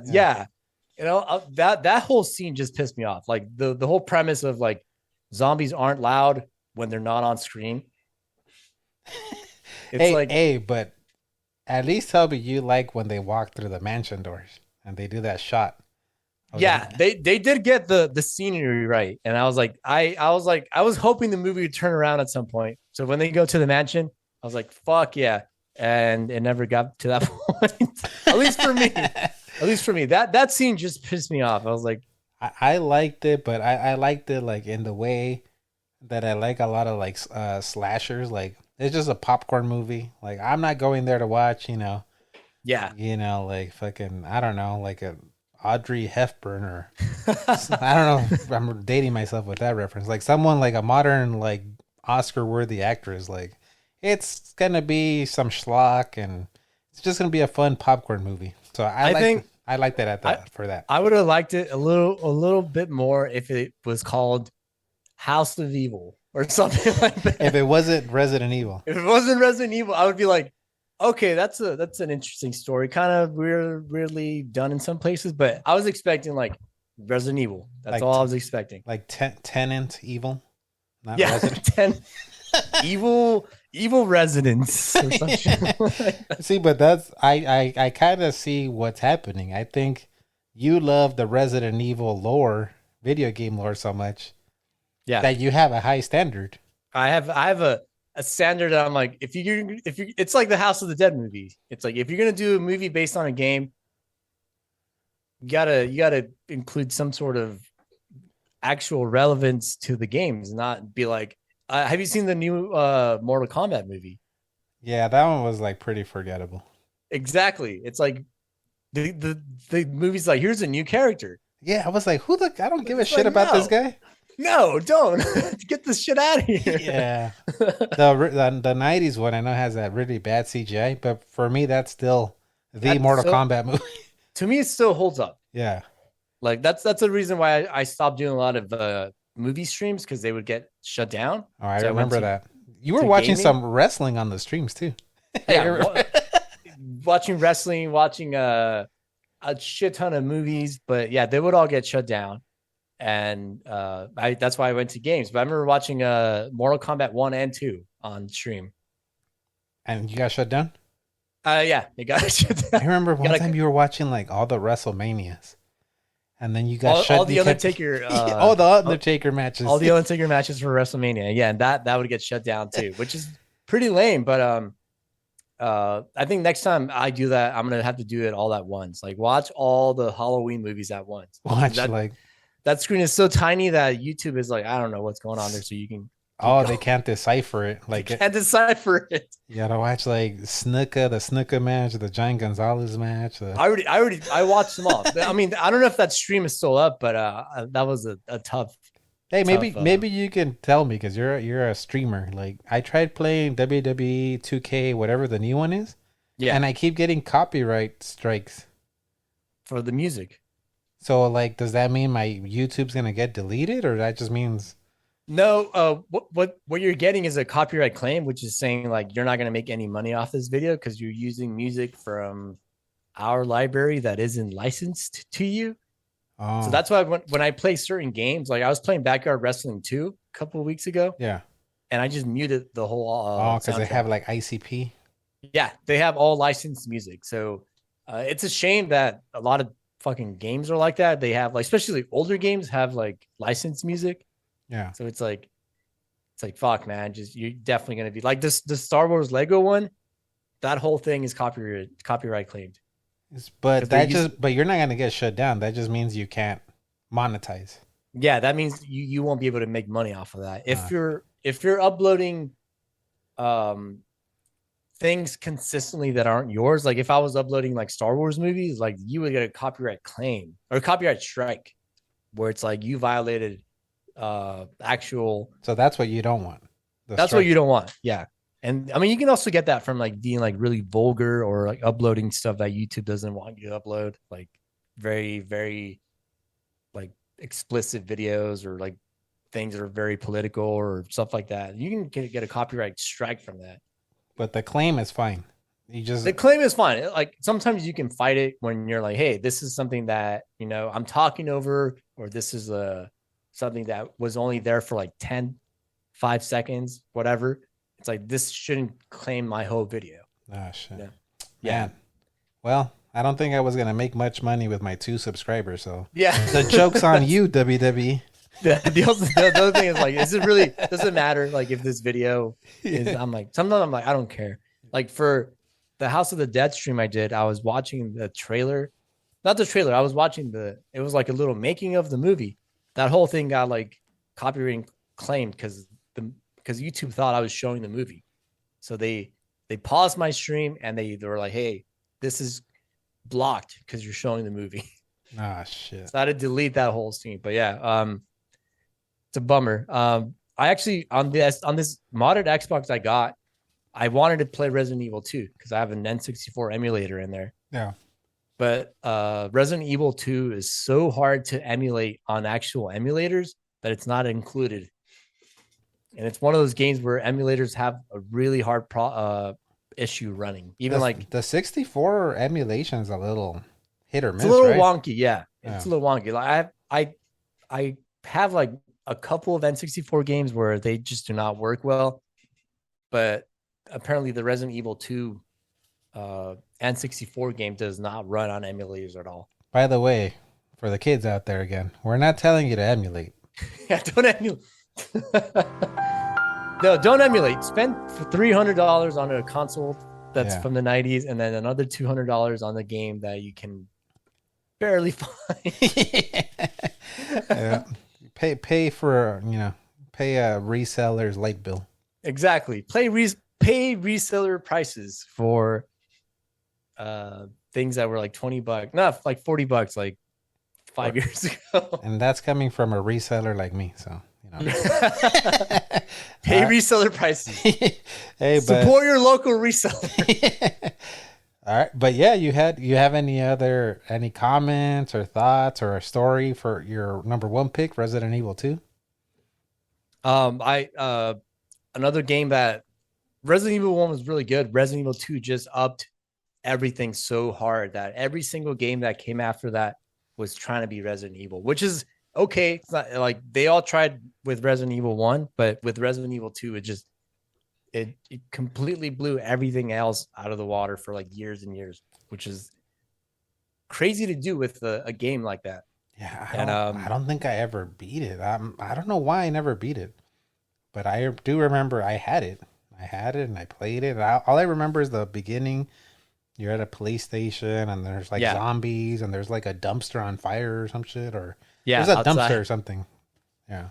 Yeah, and there's so many layers underneath that too. Like the police chief, how you think he's like just a police chief, but no, he's like super fucking fucked up psychopath killer guy. And like the actual you find out more about Umbrella, how fucked up they are. And it's just all these layers that make the game like so fucking cool. You find out like Claire's looking for her brother Chris. It's like, oh man, that's so cool. What's the umbrella of our real life? Is that like, would that be like a Walmart or?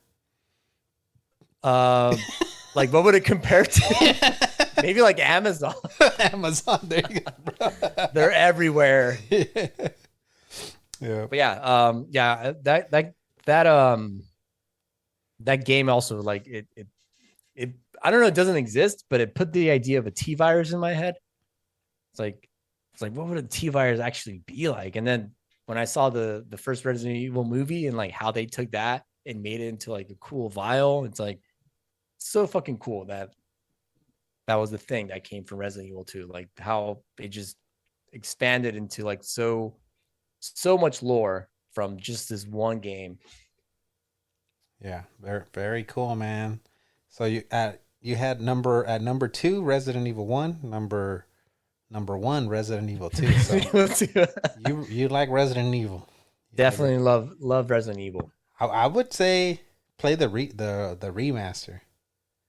I do want to. I do watch gameplay videos of that. Unfortunately, I don't own a new generation console anymore. What do you mean anymore?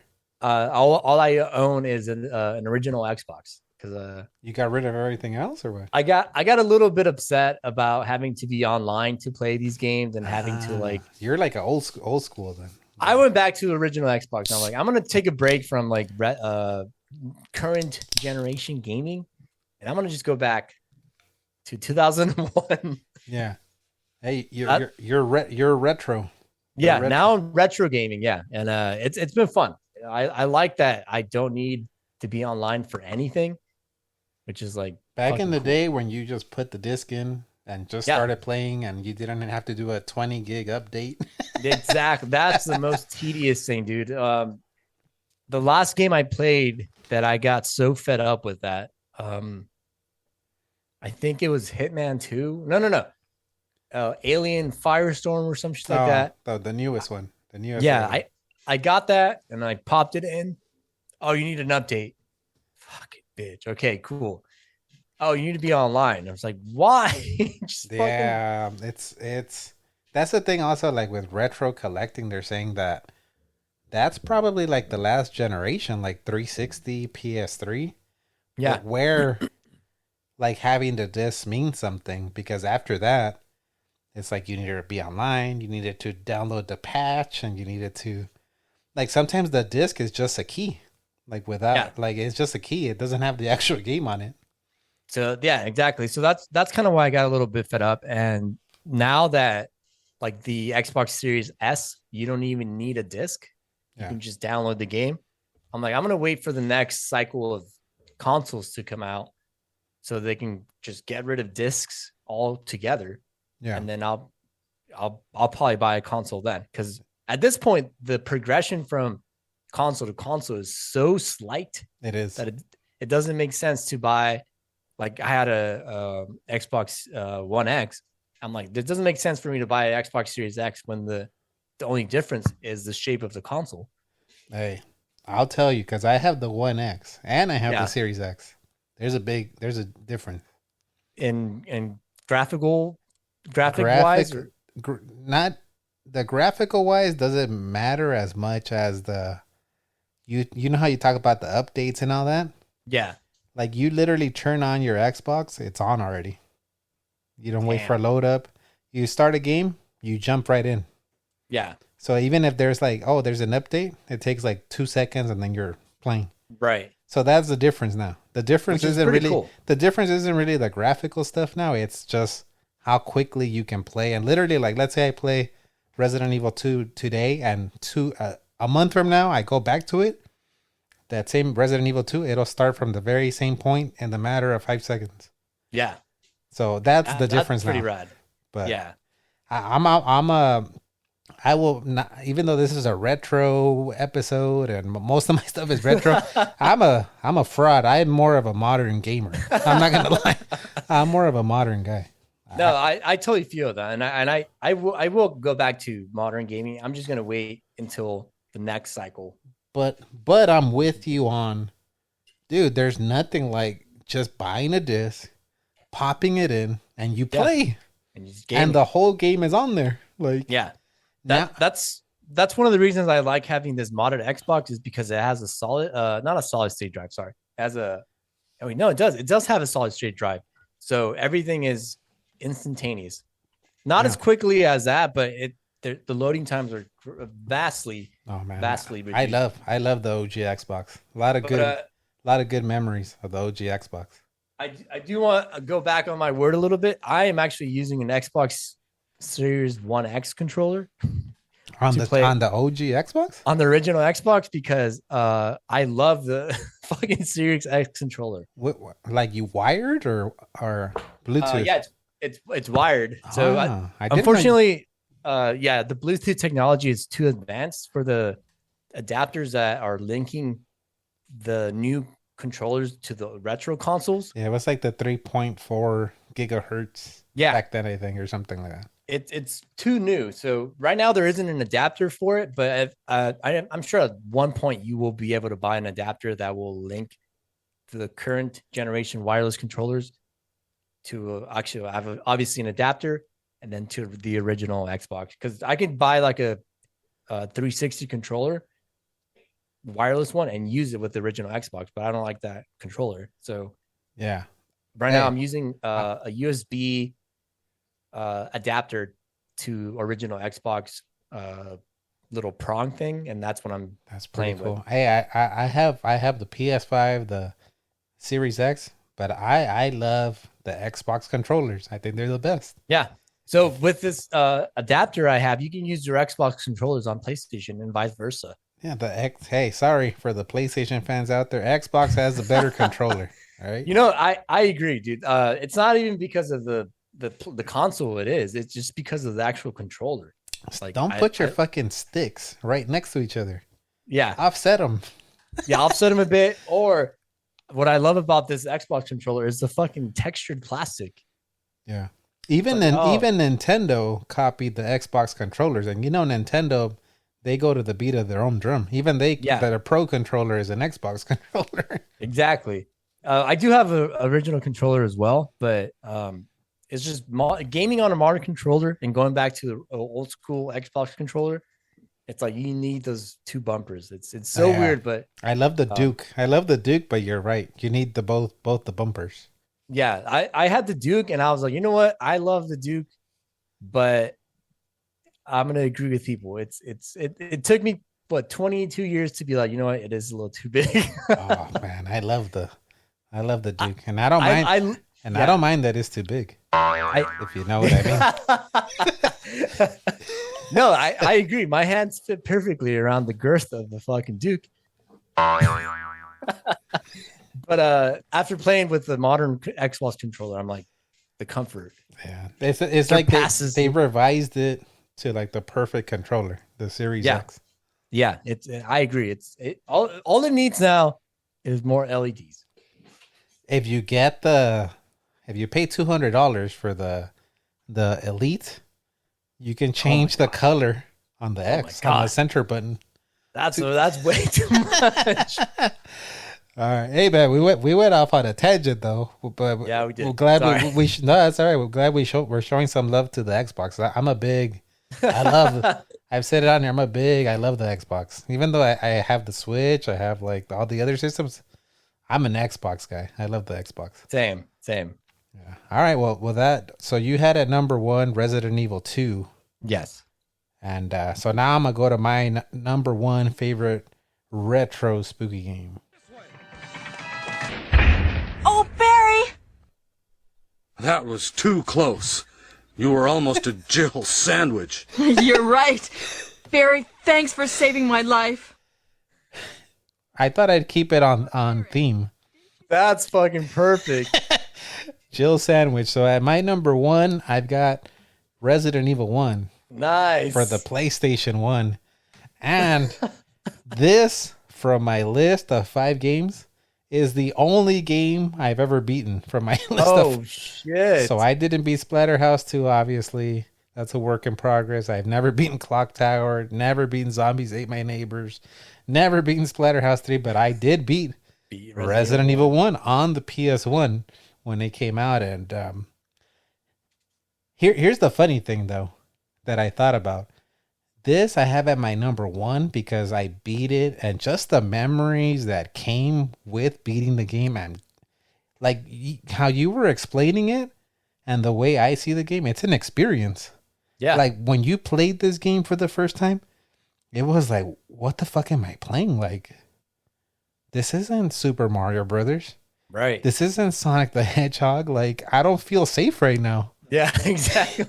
So I remember like playing this game for the first time and being like, oh shit. And like friends, like you said, you were that friend that came over to watch. I had friends come over to my apartment to watch me play it. Like, oh shit, you were the friend. I was the guy it. that was playing. Yeah. I think at that time it was at 97, right? So I was 15.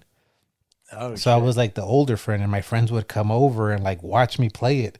I remember this one little Cambodian, because I lived in Cambodian kid. I lived in Koreatown, so there was a lot of. I had some Asian friends, and one of them came over. This little kid named Davey, little short kid, and I'm playing, and the fucking dogs jump out of the window, and he starts screaming like a girl.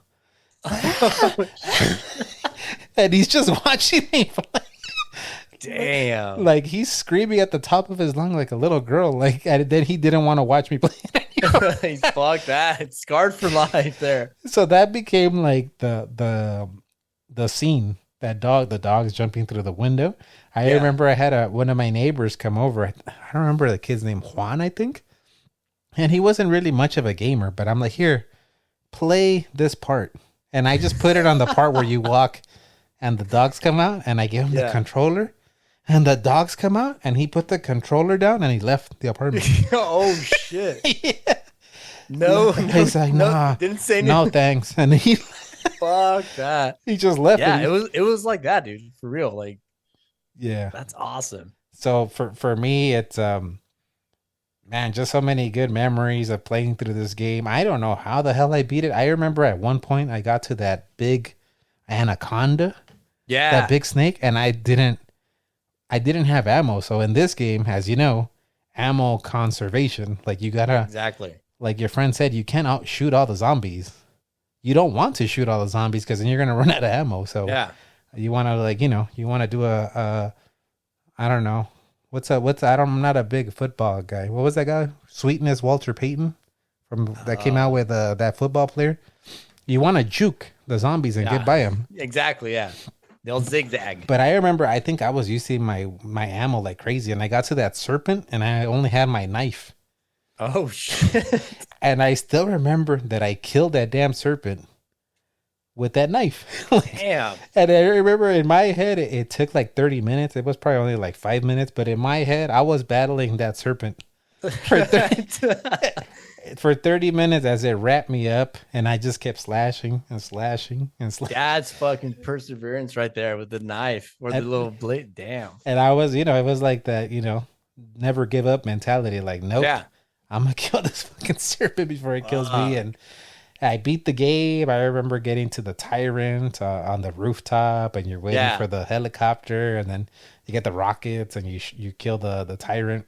And yeah, the funny thing is, I think out of all these games that I have on my list, this is the one I wouldn't go back to play, because I think I want to leave it how it is. Like, how you said, like, you want to leave the memory how you had it of watching your friend.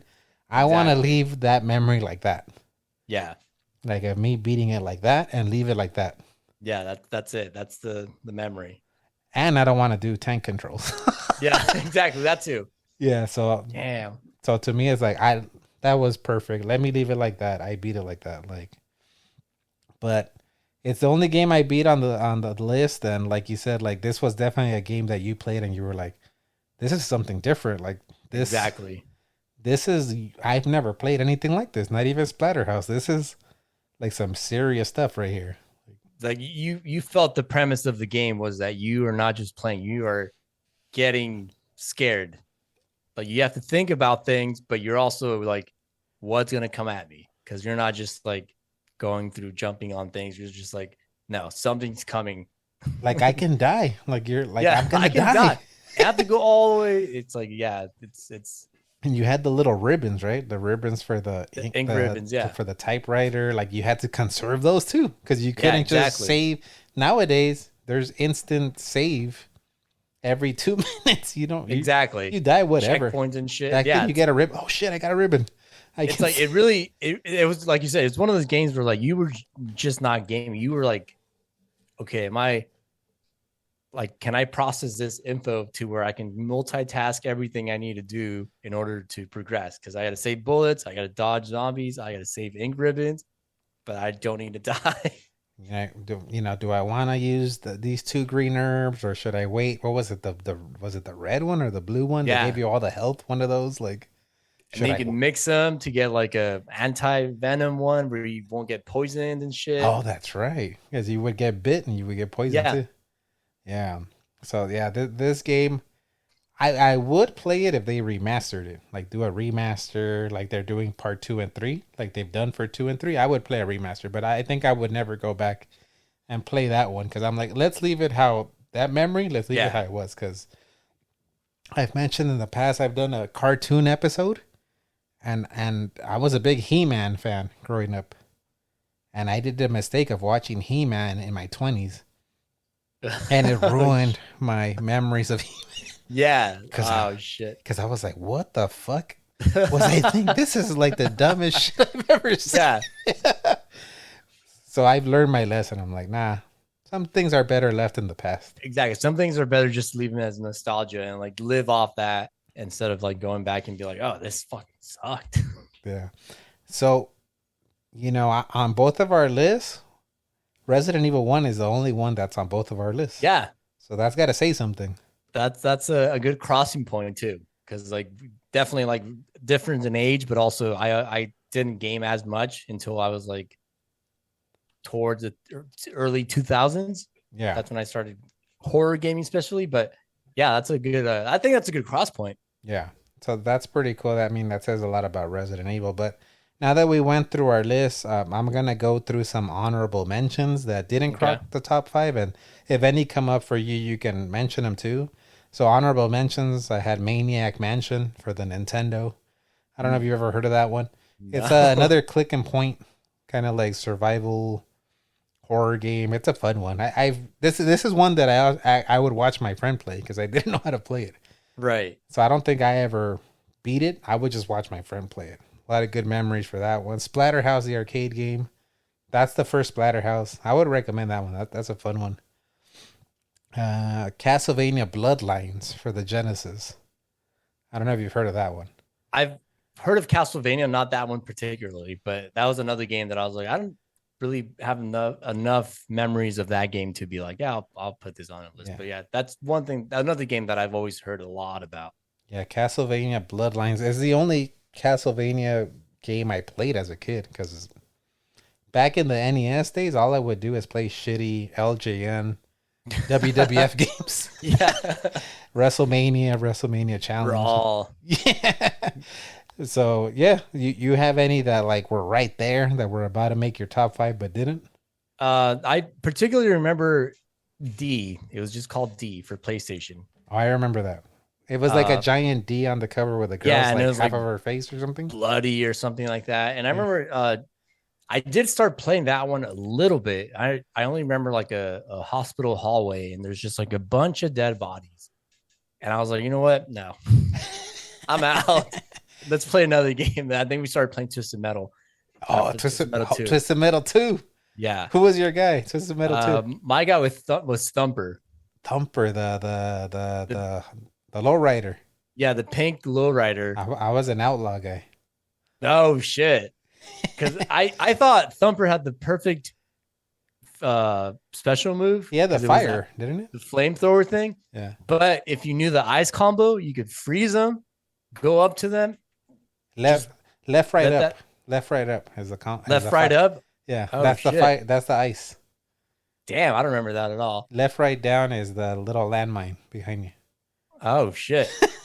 That's a game I still want to play, but I remember just at that time I did know the ice combo, and I would do the ice, and then go do my special, and they would be done instantly. So I'm like, fuck yeah, Thumper's the shit. And then for Twisted Metal 3, they took off his finishing move because it was too powerful. They nerfed him. They nerfed Thumper. I was like, hey, that move is too powerful. Yeah, definitely D. And then I never played this game at all, and I never saw anyone play it, but I remember seeing the little trailer for it, the original Silent Hill. Oh shit, yeah. But I never no one ever gave that one any attention because I remember a lot of people were like, "That's just fucking Resident Evil." That was PS1, I think, right? Yeah, PS1. Yeah, I never played that one either. Yeah, and I've never played it either. Recently, I played Resident Evil. Silent Hill 2, but I don't think I would play Silent Hill 1 because I have no access to it. But those are two honorable mentions that I was like, those are definitely games that I remember as a kid. Even though I never played them, they always stayed with me. Like just watching the trailer for Silent Hill and playing a little bit of D. I was like, fuck that. Yeah. I'm sure 2 expensive games, I'm sure. Especially Silent Hill. Silent Hill 1 and 2 are hella expensive nowadays, getting the actual disc version. Like I got this Xbox, and even though I have Silent Hill 2, I was like, I want to see how much the disc is. $180 for. I'm a scummy reseller. So I recently bought from somebody all the Silent Hills for the PS2. Oh shit! For like a good price, and then I flipped them. Yeah, because I'm like, I want to keep them and play them, but man, for this price, I can't. Like, dude, I totally understand that. That could help me pay like a bill at my house. Exactly. Yeah. No, it makes sense because like I do that with guitars and stuff. When I see a guitar, I'm like, I could resell this. Yeah. Oh, because you know exactly. Yeah. And every time I go to Goodwill, I'm always looking at like the video game section, like what's on here, what can I get? Because I want to. You probably have Wii Fit, because those places get like tons of. There's a lot of competition. Dude. There's a lot of resellers that go to the Goodwills and the Savers and Salvation. I know because I'm one of them. So, sometimes I'm like, why the fuck is there only Wii Fit and tons of Wiis. Connectimals? Yeah, I luckily went to Goodwill a couple weeks ago and I saw a mint condition original Xbox S controller. Oh, shit. The little one. Yeah. And I've had like a couple of them, and I'm like, you know what? I'm gonna get one so that my girlfriend and I can play some Mario Kart. So I got one for $10, and then I was like, I need joysticks though, because those joysticks were all chewed up. There was like 6 Xbox 360 controllers, like no backing, no nothing, perfect joysticks. So I'm like, you know what? I'm just gonna take them, and I swapped out the joysticks, mint condition Xbox S controller for $13. There you go. You just put the new rubber grips on them. No, I wanted whole new joysticks. Oh, you like replaced the whole joystick. Yeah, I took the like same thing for the Duke when I got an original Duke with the Xbox. Like I bought a beat up Duke and I put Xbox Series X thumbsticks on it. Just opened it up, swapped out the sticks, and we're good to go. I gotta ask you for tips because I'm not good at. I never trust myself with opening controllers. Only like the Sega Genesis I can do because that's like pretty basic. Yeah. But like the more modern stuff, I'm always afraid because I'm never able to put them back properly. Put them back, especially like nowadays they're so complicated to put them back together. But like when I got the Xbox when it came out in 2001, like I think like a few months later, people figured out how to do mods to them. So I opened it up and I swapped out the cables for the LEDs. So when it would turn on, it would be red, a red little circle. Man, I got to talk to you because I have a modded Xbox too, but I haven't really played around with it. So I'm gonna have to hit you up. Oh, dude, did you change the fan on it already? No, I don't know how to do anything. Fucking loud, right? It is. It sounds like a fucking aircraft. Yeah. So on mine, I swapped out the fan for a nice silent PC fan. So when I turn it on, it just sounds like somebody going like like doing doing ASMR on your ear. Yeah, exactly. It doesn't sound like a plane's taking off, but that's the one thing about retro consoles that you can actually get into them and fix them up and swap things out on them. Not like current consoles where you're it sounds like you're kind of you like doing stuff like that. Like kind of. Oh, I love modding stuff like that. Like it's cool. Like I do it with guitars and I do it with consoles, and it's like if it breaks, I can kind of put it back together. But yeah, that's cool. Yeah, I think on my original Xbox, no, not mine. Sorry, my friends. They had 2 of them. One of them died, like the hard drive died. So they're like, let's just replace it with another hard drive, or I mean a disk drive. So I helped them replace the disk drive from this other console that they were getting rid of. So it's like, Oh, so you're good with your hands then. yeah, I can fix some stuff, but some stuff I can't. Like when I add music to my Xbox, I just add an FTP cable to it and then transfer music from my computer to the actual Xbox. It's so cool. Like, because I know the one thing I've always said about the OG Xbox underrated feature is ripping custom fucking music. Yeah, dude. That was the shit. Yeah, I used to play NHL Hits, Raw, those horrible Raw games that you play on your live streams. But what I used to like is that you could actually put like the man called Sting and create Sting and have him come out to the man called Sting. Dude, yeah, I remember spending hours ripping all my CDs to my Xbox so that I could like play it through my TV while playing Project Gotham Racing. Oh shit, me too. I wouldn't play that. I would play a lot of sports like the NHL Hits, but I remember having like the Weezer music, like Hash Pipe, and I don't know why the hell I ripped like a Coldplay. I don't know when I would play Clocks on a video game. But it was just fun to do that, and it would be implemented into the game. Like it was cool. Did you ever play Grand Theft Auto with custom music? Oh yeah, you had your own station. You had your own fucking station. Like it's like I don't understand why they don't do that anymore. But apparently it's like a big copyright thing. But it's like it's your console. Now you can do Pandora, but it's not the same. It's not the same because it's like it's just playing over your thing. But it's not the OG Xbox. It was implemented. It was implemented into the game itself. Yeah, because like you said, you would have your own station. You could listen to your. And then for the NHL Hits, you're going through different menus. Select every menu was a different song. Yeah. You would pause. It would play a different song from your hard drive. It was, come on, man. Let's bring that back. It definitely should bring that back. But even the 360, a lot of 360 had it. Yeah.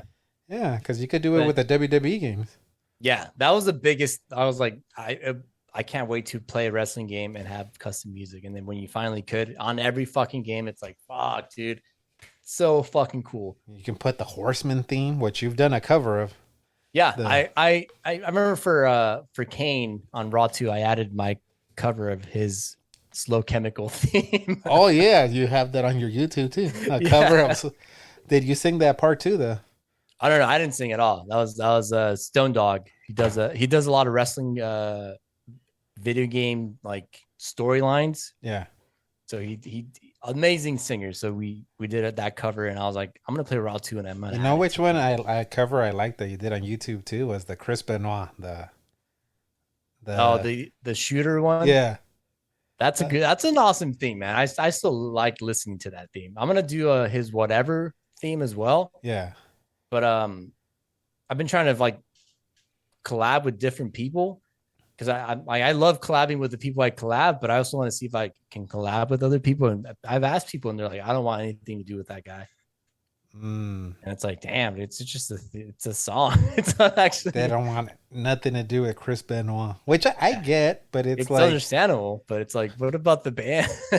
But it's kind of like, to me, I always say like trust the art, not the artist. Like, yeah. I'm sure there's like those guys that you mentioned. I'm sure there's people they like that have done shitty things. Like, yeah, I mean, what Chris Benoit did was like above and beyond, but it's still like it's a theme. It's still a song. Like, can we just enjoy the song? Everybody here on the podcast knows I'm an old school guy, so I'm a huge Hulkamaniac. Yeah. I'm not saying what he said was like, come on, man. You can't say that stuff. Like, yeah, but still, like, I love the character Hulk Hogan from the WWF. Like, yeah, shoot me. I still want to cover his music as well. But it's another thing about like old school wrestling songs is that it's so hard to find people who sing in that style now. I would just hit up Rick Derringer. I'm sure he'll. Yeah, hey, you want to do a cover with? You don't know me, but like that Mike Awesome cover I recently did. It took me so Awesome Bomb. Yeah, thanks, man. It took me so long to find somebody who can sing like Axl from Guns N' Roses, because that's the style of the song he has. Yeah, that Like, can't very- be that. I'm sure that wasn't easy. It wasn't easy. Like, it was very like kind of a little Axl Rose, a little AC/DC ish. So it's like, who sings like that now? Yeah, It's like, man, it was complicated. So yeah. but and even for that song, you sing sometimes though. yeah, especially You for have some that you song. sing. Yeah. The guy I collabed with, he couldn't do the high notes in like the actual song, so I had to do them. So even though I gave him all the vocal credit, I was the one doing like the really high, I don't even know what they are, like parts at the very end of the last vocal line. Oh, that was you? That was me, because he didn't do them. I'm like, it's fine, I guess I'm gonna have to do them. And Damn, you Jimmy Harted it then, like yeah, Jimmy Hart. When Jimmy Hart sings the "I'm just a sexy boy." Yeah, exactly.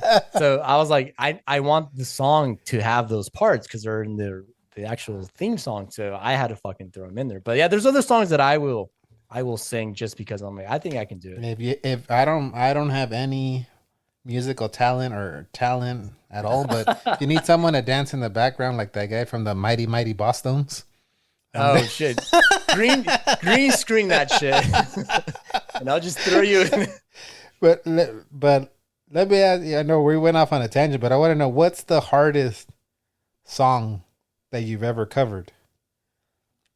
Or at least one of the hardest. Every time I do a cover and I'm like, this song is the hardest I've done. And then I'll do it. I'm like, it's not that hard. And then I'll do another song. Like, this is the hardest song I've ever done. And then I'll do another one. Like, this is not the hardest. I'm going to say 2 songs because they were legit. I think there's songs that I can't play live that I know I will not be able to play live. One of them is Masahiro Chono's Crash theme. Oh shit. Is that from New Japan or what? From New Japan Pro Wrestling. Just because it's so hard on guitar. It's one of the hardest songs I've ever had to record. And it took me a long time to figure out the keyboard progressions and all that stuff, because I do everything by ear. So that was one of the hardest songs I've ever done. And then the most recent one was Vader's New Japan theme, Eyes of the World. Oh shit. That was it was just very, very hard to do on guitar because it's really complicated guitar track, but also figuring out all the keyboard parts. That's mostly what gets me. Like, if it's a guitar song, I can probably get it down. But when it's all like the keyboards are hard, the guitars are hard, that's when it takes me like a long time. But sometimes I'll play a song and it's like down first fucking day. I remember, I want to give you props because during the live stream, I actually asked you, can you cover the Brad Armstrong WCW? Oh yeah. And then you did it. So see, that song, I listened to it and I was like, this is fucking hard. And then I started playing with it and I was like, oh, it's only one fucking scale. I was like, let's go. Let's fucking do that one. I nailed down in a day. I was like, I fucking got it down. For the listeners, man, you got to go check out Zombie 13. That's the YouTube channel, Zombie 13. Yes, Zombie 13. Those tracks, man. I remember listening to your NWO one, the Bret Hart one. You've done the Triple H ones. Yeah. A lot of them in the beginning don't have vocals because I was way, way, way too embarrassed to do any vocals. But as I progress more, I'm like, I'm going to start adding vocals to these, even if it's like something I have to reach out to somebody and take even more time to do. Like, I want them to have vocals because that makes it a lot better, a lot more interesting. The DDP one, you did it yourself, right? The self. Yeah, that was all me. Yeah. I'm like, fuck it, I'm just going to go for it. Yeah. And I love that one. Yeah. It ended up sounding, thanks, man. And then it ended up sounding really cool. I'm like, it's not that bad. Like, it's hot take. I kind of like that DDP theme better than the Nirvana Smells Like Oh, Teen shit. That is a hot take. Because, hey, Nirvana doesn't say it's too cool. Self high five. Which is pretty, I mean, it's basically the same song. It's just one note is off at the very end. And that's what that was Jimmy, right? Jimmy Hart. He would just tweak a little something. It was Jimmy Hart and JJ McGuire. Oh shit. And he would just be like, tweak this little thing. It's not the same thing. both of them would make, because I know Jimmy Hart's a musician as well, and when WCW had songs, they're like, "What's popular right now? Nirvana, here we go." And then what else? Oh, let's do Pearl Jam, and they would change one note. Yeah, it was the Even Flow, the Yeah, Chris Jericho theme. exactly. It's like, oh man, that's so funny. They would just change one note, and then they would be like, oh. Well, I'm gonna keep tuned in to see if you ever do a West Texas redneck. Oh man, cover. see, I would have to find somebody who would have that southern like scowl to fucking. I don't know. I have a guy. I think I know a guy. You have a guy? I know a guy that he played. He's where is he from? I know he's from somewhere in the South, Mr. John Simpson, and he plays guitar and he sings. He's just like a Southern guy. That's perfect. And he's a wrestling fan. Shit! Hook it up. I might ask him. Hey, can you sing that West Texas redneck song? Rap is crap. And the Good Old Boys one too.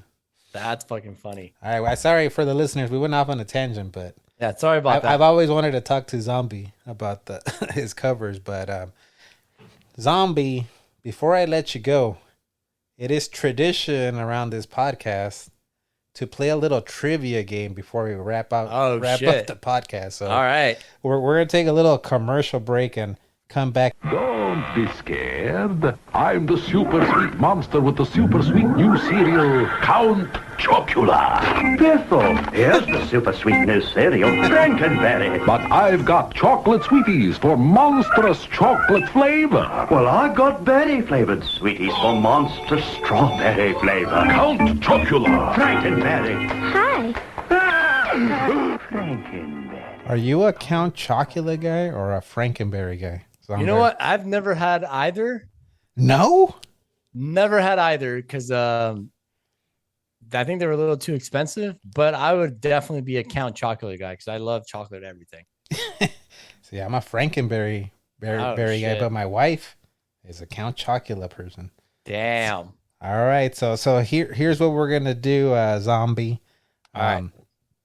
I'm gonna play 10 themes or gameplay audio clips from different retro spooky games. They're not, and they won't be necessarily all horror games, but there might be some spooky influence.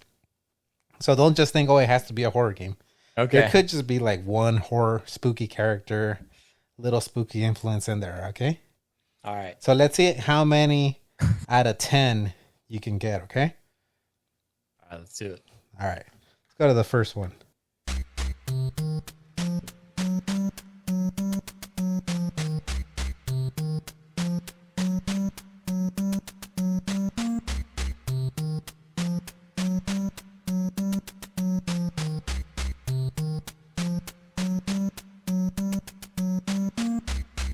Let it get to the next little part because this is like too obscure.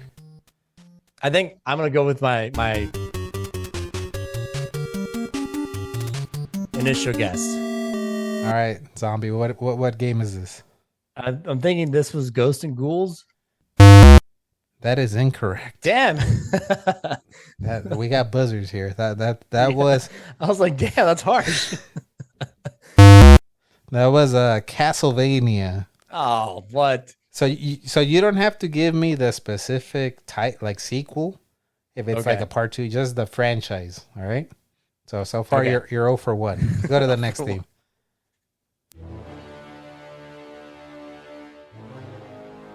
So remember, these are retro. Anything before the 2000s.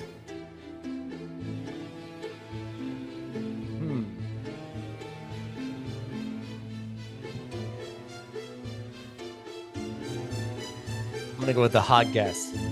All right, what is it? Secret of Monkey Island. That is incorrect. That was a game we talked about earlier briefly. Alone in the Dark. Oh fuck! I wouldn't even think about that.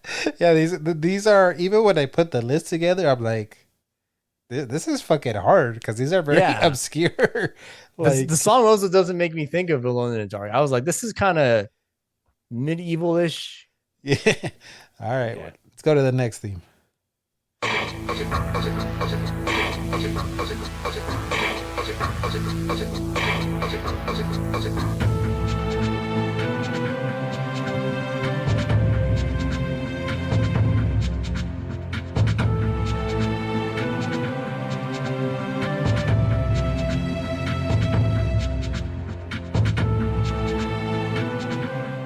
Got anything zombie? Damn, I'm gonna go with the first fucking guess, and I know it's gonna be way fucking wrong. I'm just gonna go with Zelda. I knew I was gonna be way off. That was a Shadow Man, Oh, I've Which I never think- heard about that. which I think was on PS1 and 64, maybe. Was that movie? Shadow Man? I don't know if it was a movie, but it was a video game. All right, so the next clip I'm gonna play is actual like gameplay. Okay. Let's see if you get it.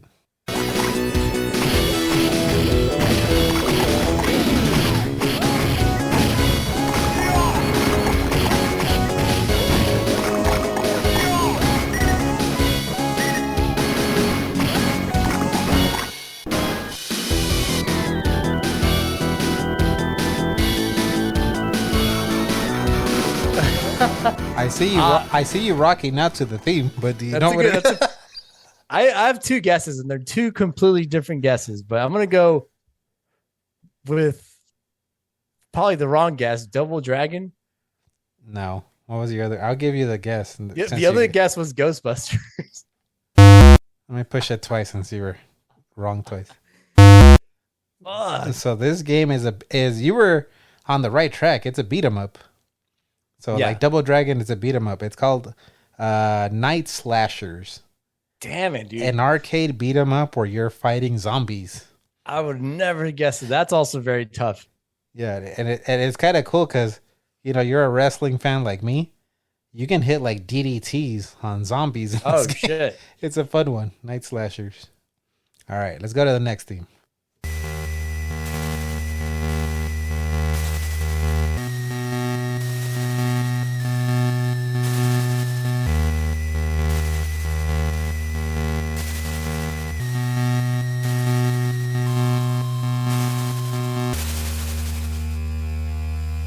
Damn.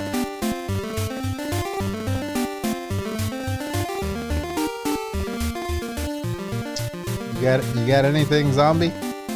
I got nothing on this one. I'm gonna go with I have nothing. War Beast. Is that a game? War No. You just made up a. Fuck. All right. Well, that was a before your time. That was a Nightmare on Elm Street for the NES. Oh for fuck, the, dude. for the NES. You know what? I was thinking of a movie. I'm like, this is probably a horror movie game, but I'm like, I don't even know which one it would be. Wow, that's fucking crazy. I thought about it for a hot second. And I was like, I don't fucking know. Damn. I just like that you made up a title. Okay, I'm gonna give you actually half a point for that. cool, awesome. No, Half a point for I'll making take up a that. title. All right, half a point for zombie. All right, the next clip is actual gameplay.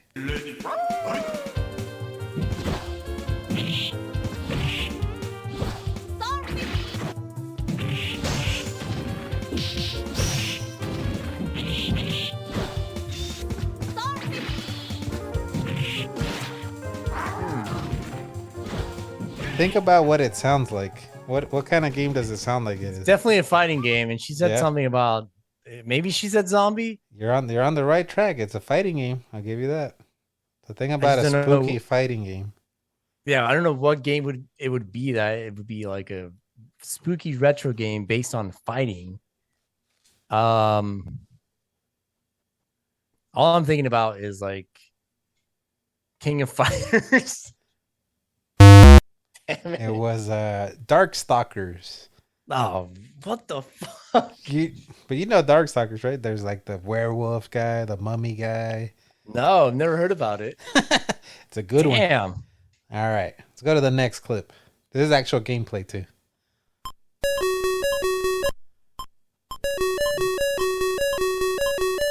The Halloween game. That is correct. It is the Good, Halloween. That's one game. That's 1.5 points. I don't think I've ever given a fraction. Damn, what are we at now? 8? I think there's three left. 3 left. Okay. All right, let's go to the next clip. This is gameplay too. Give you a clue. Think the Halloween game, but it's not Halloween.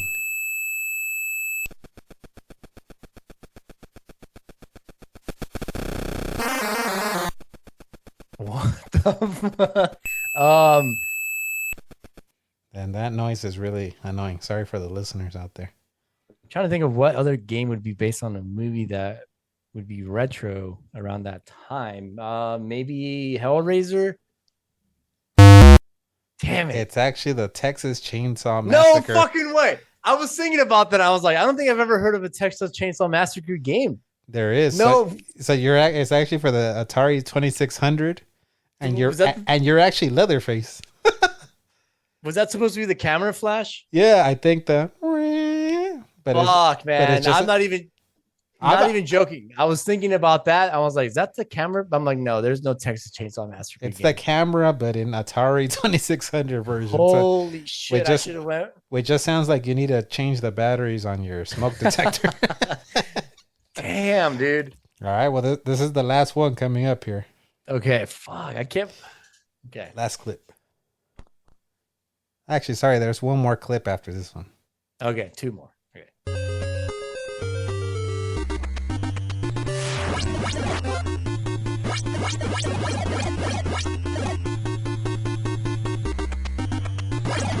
Oh man. What you got, zombie? I have no idea. I'm gonna go with Mega Man. It does kind of sound like Mega Man, but That's what I thought was are there any spooky characters? No, I don't think so. So that was Friday the 13th for the NES. Oh shit! I mean, damn it. But I'll cut you some slack because I know it's before your time. But Yeah. for this next one, if you get it wrong, I don't know, man. I don't know what to say. This is the last clip here.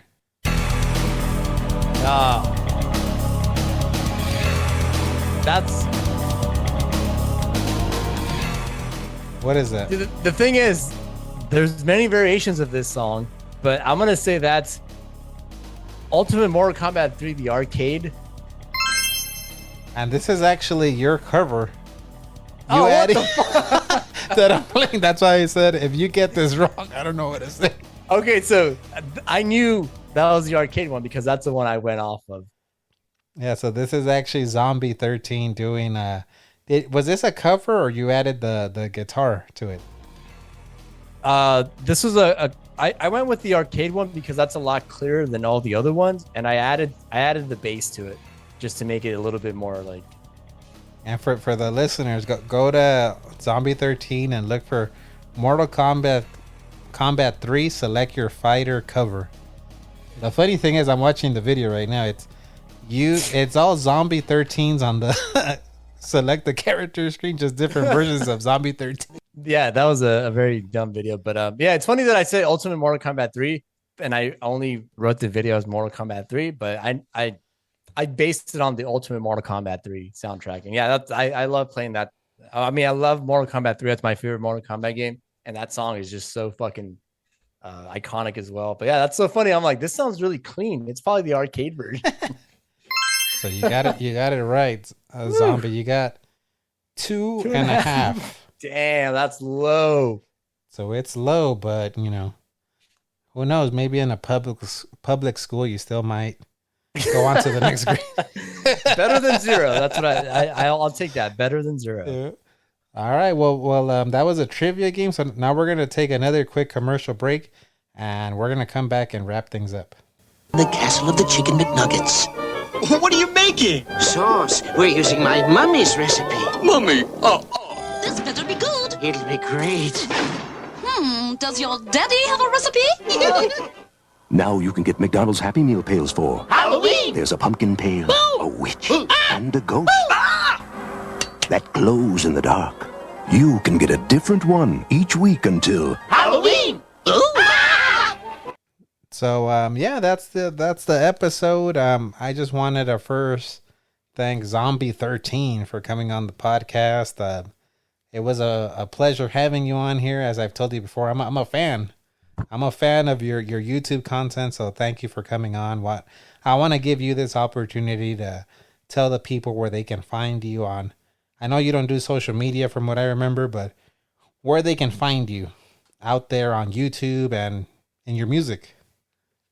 Oh, thank you very much for having me. Really appreciate it. This was a lot of fun. I don't do these often, and doing this was like definitely a top thing to do on my list. So I was looking forward to it, and it was really fun to talk about retro gaming and just talk about gaming in general. You can only find me on YouTube. I only do YouTube. I try to devote most of my online presence to YouTube, and my actual music is on Spotify as well under my band name Morphesia. And yeah, I guess only just YouTube me and I'll be on YouTube all the time. Yeah, man. Awesome having you on here.